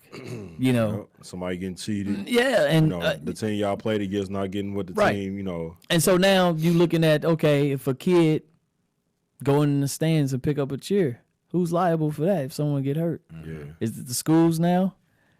So now are we hiring students? Right. Because now if I want somebody to represent me and I got to pay for their liability, I want to have the best representations of me, of my school and what we about. Yep. And we fight that anyway without any money, So that's just a lot of. Well, that's what I worried about when you told me how many games he's going to play on ESPN this year. Yeah. Because my theory on that is, now Bronny probably can handle it because his dad probably done prepped him for it his whole life. So, but he got teammates too, though. Right. And I just feel like I'm in the mindset of you don't introduce kids to certain things too early in life. Right. And that type of rock star mentality that early can be detrimental to anybody, which is why you see all these child stars and hip hop stars and all that stuff when they were young, just like Orlando Brown acting crazy right now. Lord. Yeah. You know what I'm saying? So that is it might be fine and good now. Okay, yeah, we on TV every day, we getting paid if that's the case, whatever like that. But how does that affect you the rest of your life? And that's when all those problems start setting in, which is why, like I said, I just worry about that many games being televised. I'm like, I just feel like that's just overexposure to some high school kids. Now, I understand that's LeBron's son, but it's not like a solo sport. Let's take away LeBron's son. Right. Okay. And Zaire Way, too. Yeah. right. Yeah. But you got Oak Hill. Right. And DeMatha, shout out to DeMatha. Coach Morgan Wooten. Yeah. So you getting these kids, and they playing every year nationally now on television, Right. at least two times a year. Right. That's not enough in helping the kid. Yeah, once or twice. But, I mean, how many games he No, played? okay, say it's 15. Yeah. We got to pay him now. Right. That's not enough that he has been seen by all these people. He's gonna have a whole lot of opportunities. Yeah. Now you developing opportunities outside of just basketball. Yeah. How he respond on the court. Say he I get does what you're saying well. now. Yeah. He does well. He go in the job interview and someone just happened to be an advocate for high school sports. Oh man, you played for. So you I hired. remember Yeah, you. Good. That's worth more than money. That's not you now having him on TV is giving them the exposure, giving them that opportunity to be successful if they take care of their responsibilities. Exactly. We trying to skip all of that and just pay them because they on a good high school basketball team, and everybody want to see high school basketball team. And that's my issue with the money thing is because you developing the mentality that they feel like they should get paid for everything they do. Exactly. You know what I'm saying? So now you're not gonna work hard for them Right. because as soon as somebody asks you to do something, it's like, okay, how much I get paid for that? Yeah, and everybody just trip up. Well, they getting paid for this, Right. but you don't know their expenses either. And like when you opened up, I don't know if it was on Facebook or if it was on this show, but remember when he said about the money thing with coaching? You know what I'm saying? You said, Yes. what did you say the reward was? Was developing kids and watching, and they weren't about the money. Bro, yeah. Now, how you gonna get a new generation of coaches to think like that if they getting paid in high school basketball? Well, that they was talking about Coach O, LSU, right? Right. He got a $500,000 bonus Right. for winning the national championship. That was in his contract. Right, Those kids don't get nothing. That's what the argument. right. I'm like, dog, you know how hard it is to be a head coach of a top SEC had to put the work in. D1 college, Yeah, recruiting the kids, getting them taken care of, and it's so many guys that went through college, and we ain't talking about the back days. I mean, the college down is not how college was back in the day. Heck no. Right. All right. They go to a bowl game. You know how many gifts they get? right. You know how they treated? Yep. These kids going to be national champions Yep. for the rest of their lives. You know how many doors that open? Man. And we worry about giving them maybe $2,000 now, Right. $5,000 now. No, they gave them the opportunity of a lifetime Right. for being a national champion. Now, they earned it. They played. They made the plays. Exactly. We shouldn't be worried about, oh man, he should get at least 2,000 of the 500,000. Coach O, you think about all the years that he learned and all the stuff that he didn't put through to help a team win a national championship. Yep. He earned that, man. Yeah. Yep. And if he want to choose to give it to the GAs that barely make money, or and his staff, it just imagine being a GA at LSU. GAs usually typically make $5,000, get room and board, stuff Right. like that, whatever. Right. I can put that on my resume. Yep. I can get any type of job. I've been around Anywhere in national. Louisiana, you get hired. I mean, come on, man. Yeah. You opened up millions of opportunities. And at some point, you can't pay everybody. Some people say you can, but you take away you put in entitlement and you take away their responsibility and what they trying to do. Yep. And they drive. You take away they drive and all that stuff. So I don't believe in paying high school kids and maybe even collegiate. I mean, they get a lot. Yeah. They get the gifts to get a bowl game, man. The watches they get if it's And there's so many bowl games. man. There's so many sponsors. Yeah. They get a lot. Yeah. I agree. And breaking news, Shaquille O'Neal's son, Sharif O'Neal, announces he is leaving UCLA. What? Wow. He plans to transfer. Says, I'm looking forward to the next chapter. Did he even play with UCLA? Yeah. Okay. But he wasn't getting a lot of playing time. Figured that. Yeah. See, that's another thing. Like I said, with the new transfer rule, was it good or bad for the sport?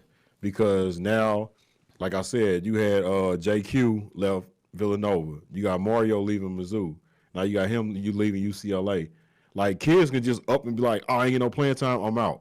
Like, bro, it's your first year. Yeah. You know what I'm saying? Like, you have to earn and it might not even be your talent. It's just that we got to get you acclimated to the system. Right. And that's where There's no right answer for that, man, because every situation is different. right? Like that's the And theme of the show. Right. and it goes back to the recruiting, is finding the right fit, not That's just what I'm the saying. straight name. It's finding the right fit, and that's always going to be changing because coaches change, Right.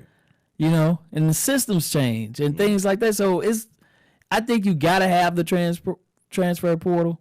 It's just something we just got to get used to. Right. You know, Right. it's no different than in the NBA or NFL or a trade guys happening. trading. You know, Well, the no, I ain't trades saying happen. it's a bad thing, but it's just too easy to just pick up and like remember you It is, like but you sat out for a year. I want you to. So it makes you think about it a right, little more. but I want you to get away from.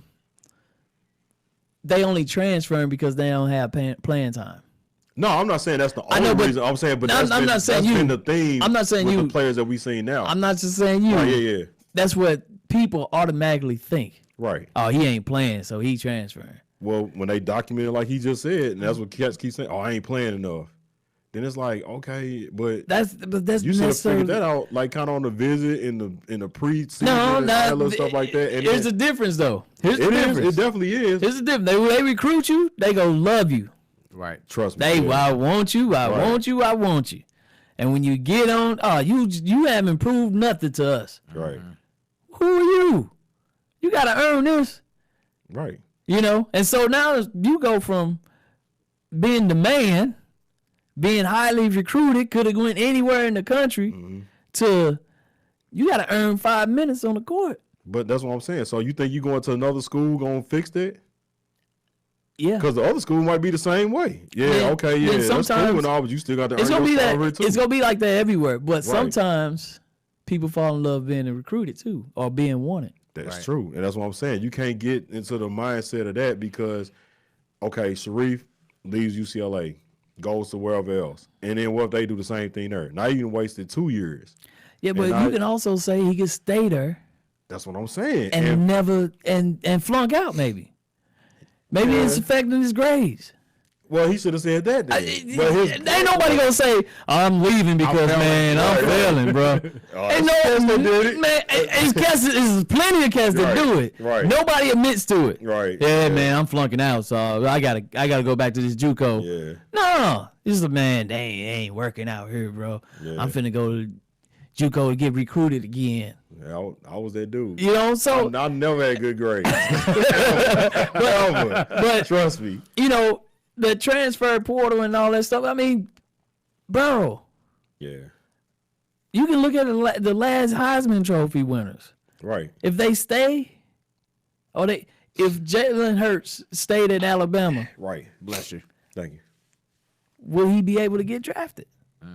That's an excellent point. Same thing with Cam Newton. Like when he was at Florida. Florida. Yeah. Then he had to leave and he left and then went to Auburn. Yeah. Right. And the rest is history. Well, like I said, my only gripe to that was what he said about it. When you say, oh, I ain't getting enough playing time, I'm gonna just leave and go somewhere else. Now, if you say all that, that's a whole different conversation. That's a whole different mindset. But It it's is. like, if that's what everybody gonna keep saying, then you looking at, like I said, the kids that's coming up behind them or the other kids like Well, that. that'd be like, I man, ain't playing look. team. Maybe I should leave too. Well, they automatically thinks he's playing in front of me, and he's pretty good. I mean, I ain't gonna play here. Yeah, trust me. I know, yeah. Right, because I mean, how many times are you gonna hear someone who's getting all the minutes and scores That's what I was 20 points a finna say. game gonna say I'm ready to leave? Man, wait till Nico get on this show, bro. You get that? We're gonna though. have a whole conversation about our Don't college you get career. that? No, me and Nico went to Merrimack together. I remember when they came and got me, and when they came and got him. Nico was playing in Dallas. He had 30 on us, killing us, killed our point guard. We won, but he killed our point guard. They begged, oh, you need to come to Merrimack, blah blah blah blah. They had us recruit him. Mm-hmm. He came home for Christmas break. Take one of y'all We spots. No, he sat the bench with us. Me, Terry Laney. Yeah, All us was he recruited all us to come take over, just basically take over JUCO that year. Yeah. And sat all of us. And you know when we came in the game, when they was out there messing up down by 15, we come in, now we up 5, they snatch us back out. And then the one thing that pissed me off the most when you brought up SEMO, I always get a cringe in my spine to this day. I didn't get no letters that whole year, my freshman year. I didn't play a lot, but I knew from high school a lot of people was recruiting me. Right. So I'm like, damn, did they forget about me or whatever? Right. So we was working at I ain't gonna make this a long story, but we was working at a concession stand. That's how we got money in college. You work the concession stand, they give you a couple dollars or whatever. So the CMO coach, we had a tournament. He comes up, Baker Laney, what's going on with y'all? We like, nothing. Who are you? I'm coach with CMO. Blah, blah, blah. He had his shirt on. He's like, why y'all ain't been responding to me? We like, bro, we ain't heard nothing about you. Nah, them other cats, he giving them letters. Look, he getting recruited by such. This dude straight hid our letters from us. Wouldn't let us see him because he ain't want us to leave. We had to break in the office, and that's why I got thrown out of school because I'm like, bro, I feel like he hiding our stuff from us. So I broke in the office, and I seen my stack, and I grabbed him. For real? That's what we doing? And I left school because of that, because me and the coach, like, almost for real got in a fist fight. Like, I was finna swing on him. Like, you really trying to keep me here and not play me? And I'm getting recruited by all these D1 schools, and you got me sitting here in Kirkwood, Missouri, just sitting here looking dumb, like a scrub. Right. You know what I'm saying? And my final breaking point was we was playing a team from Arkansas, and he put me in to run the little triangle offense. I seen the little opening down the lane, and I actually went baseline and got a dunk, and he took me out for it because I ain't run this play. I'm out, bro. So you should be in the transfer portal. Should be in it. Well, my thing was this. Okay, so And you would have been like, well, I wasn't playing as much as I should. that's what I'm saying. Who knows how I would have worked out with another team? Because if I done went to Flow Valley or if I done went to any of them other schools, like, the reason I ain't go to 4-year school is my grades was bad. Right. So, of course, I come in with this rock star mentality, like, man, I'm going to JUCO only because I got to be here. Right. I don't need y'all like that. Right. But with my mentality at 18, I probably would have messed up with another school when I went there. Same you know what I way. mean? So that's what I'm saying. That ain't the whole answer by you saying, It's I not. just need to transfer. It's not. You got to come to your grips within yourself and be like, all right, man, look, I need to go out here and perform. And somebody in front of me, like I said, that was the whole point of me saying that. It's a guy in front of me that I'm killing every day. The killing, the main factor in that too is your support system. True. And I had an excellent support system. But I'm Yeah, talking yeah. you that explaining you to like, hey, just grind it out. Right. Now your whole story was totally different with the dude holding back your letters and things like that. Right. But like you said it yourself, if you were given those opportunities at that time, maybe you wasn't ready for it. Right. So if the coach was like, look, man, you getting these letters, but you ain't gonna do nothing here because you got to change you. Right. But that's what Then I'm that's saying. a whole different. And that's what I You mean. couldn't be So mad at the that's what coach I mean. then. So if I leave Right, my son with exactly. the same mentality, I'll fall into the same Right. trap. But the support system, when with your dad, your coach or something, your youth Right. coach or your brother, uncle, whatever, or your mom, anybody, Right. letting you know the process. Like, man, this is how it goes. This is a grind. This is what you gotta. This is what you gotta earn, and you never know. Right. You'll play away in football. You'll play away Yeah. to getting on that depth chart. Just keep grinding. I played arena ball, right? I didn't go Mizzou. I didn't go to the D1 Illinois. I'm playing against these guys that went there, right? I went to William Jewell. All I did was went to practice and played football. I treated it like, hey, bro, y'all want to go run court, open gym? Y'all want to go shoot some hoops? When you play pickup basketball with your boys, you going hard, ain't you? Yeah. It ain't no slacking or nothing. So I approached every football practice that way, Yeah. where we was like, man, where you can go and just pick up the phone and say, hey, y'all want to go play football? Exactly. And then, but I'm doing it not knowing I'm getting better and understanding the arena game and all that. These guys been someone was in the league.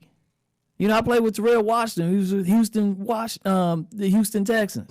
Ricky Williams, the fullback, not the Ricky Williams. His name was the same way. He played at Texas, though. He blocked for Ricky Williams. Right. He was the fullback there. He was our running back. So I was playing with guys that were playing Moses Regler. I'm sure y'all heard that name. He coached at Vashon before. Okay. He played for the Rams and Jacksonville Jaguar. I'm playing right alongside these guys Right.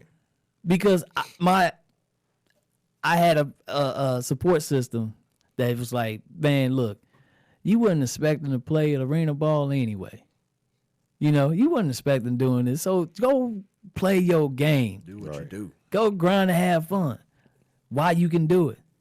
You know, it's not, oh man, I have to do this. No, you get to do this, bro. Yeah, that's fact. You get to do this. And that you gotta have that mentality in college. My son had a red shirt this year at SEMO.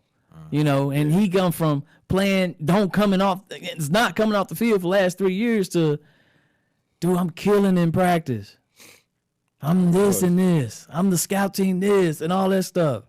Man, keep having fun. Just have fun. Yeah. I know, man, I'm thinking about transferring because then he calls me, oh, this receiver quit. This receiver he ain't going to make grades. This, you know what I'm saying? Yeah. Oh, look at that. Look how it works. You just keep your head down, keep working. Yeah. You go reap the benefits, man. You know, No, and fact. and even if you don't, you go learn something out of that process, Exactly. Definitely did. which is hard work. And that's what happened with a lot of players that played with us. Yes. You know what I'm saying? Laney went to Rockford. I went to school in Memphis. Nico went to Forest Park and was killing everybody. Right. You know what I'm saying? So, but like I said, it's just one of them things. Like I said, I understand what they saying when, you know, you going to, and this was in games and in practice. It was showing like who the better, and then you just heard other parents, why y'all not playing a lot? You know, and Yeah. other coaches, even, you know, when you shaking hands after the game or whatever, like, man, I was glad he took y'all out. 'Cause, Right. man, you know, so like I said, it's just, like you said, the support system, the coaches, everything like that.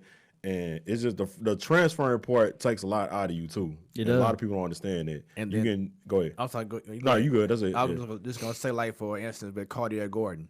Yes. You know what I'm saying? Prime example. He has a history of not having stability. Right. Right. And it showed when he went to SLU, Right. then left SLU into DePaul, left Right. DePaul into What this school. he did in high school. Yeah, exactly. Yeah. Right. And that's So- what I was saying about jumping around ain't always the answer. Yeah. Like if you got a coach that stick with you and learn you and everything like that, then it could work out. And then sometimes it's just a bad coaching thing and it's a bad school or whatever like that. But it got to be multiple variables. And like you said, they ain't got to tell us all their business, so it could be Right. other stuff. But like I said, it just seemed like the theme of it is oh, I ain't playing, I'm out. And it just keep coming. That's what just kind of got me like, And that's the easiest. That's the exactly. easy It's out. probably, and they Yeah, that's the 18, easiest like I out. said, so I'm probably just overthinking that part Yeah. too. But, you know, that's just, to me, It as could a- be as simple as, Coach don't like me. Yeah. that was me. You know, hey, bro, I played with 4 AAU teams. Like, straight up, man. So I definitely understand that one. Hey, great conversation, y'all. Shoot, Yeah. it sounds like a lot of for what you said in regards to have a support system. That leads on to a good final say. Yeah. Last segment, man. Yeah, So yeah. this is sports related or not. Just your final say, something that you want to just let out of your chest that's on your mind. Go ahead and get at it. So you got All something. right. My final say, let me see. My final say this week gonna be about just knowing, like, you got to be classy in wins and losses. So it's a such thing as a bad winner. You know, you never try to show up your opponents. You never try to show up the other coaches, the other teams, and the other fans, whatever like that. So act like you've been there before is what I want to say. You know, so when you win, you know, if you up 100 or you down 100, you should be able to be the same person, no matter what. You know what I'm saying? Because like we said earlier, it's only one game. It don't mean everything. So that's just my final say. Just act like you've been there before. Because how would you feel if you was on the other end of the shoe? So There it is. All right, Coach, you got something? Final say? I'll keep the same thing, man. Everything we talked about is stemmed from love and support, the family, and the base and the foundation. Like everything we talk about is, from the kids, how they are this day, and the firings of coaches, and piggyback of what you said, being professional and your whereabouts and things about that, but supporting each other and loving on each other, and because everybody gonna have pitfalls, and is how you rebound from that, and how the right information you get, and it's not, you don't necessarily know if it's right or not, but I feel like love and support is felt It's a vibe. It's not a right or wrong answer. It may be wrong at the time, you know, or it may turn out wrong, but it was right at that moment and what you needed to go through or whatever to get to the bigger picture. So, you know, if you're gonna help somebody out, man, do it out of the kindness of your heart and all that, just support and just hear them out, because you never know what the kids go through. You never know what these people in this world. I was just at a middle school game. My son was at a middle school game, and you can hear the kids behind us and how they talk to each other. Yeah. Is it's always negative. It's sad, man. It's always negative. I was like, and I'm trying to not to be the old guy in the room and be like, Right. man, did we talk this bad to each other? You know, when did it turn and stuff like that? And I would not even dare to talk and have a conversation the way I was having to have these kids was having a conversation with adults in the room, you know. So I turned around and said something like, hey, chill out. Like, and the kid was like, oh, we can't cuss around him, guy. Right, my bad, OG. Yeah. And then was like, how many parents is allowing that to happen though? You know? But he may not be wrong. He's just happy he at a basketball game around some girls trying to impress them and you know, spewing out cuss words. But just support each other and help them get through all the tough times in life, because it's gonna definitely be some tough times. Yeah. Yeah, most definitely. That's a good one.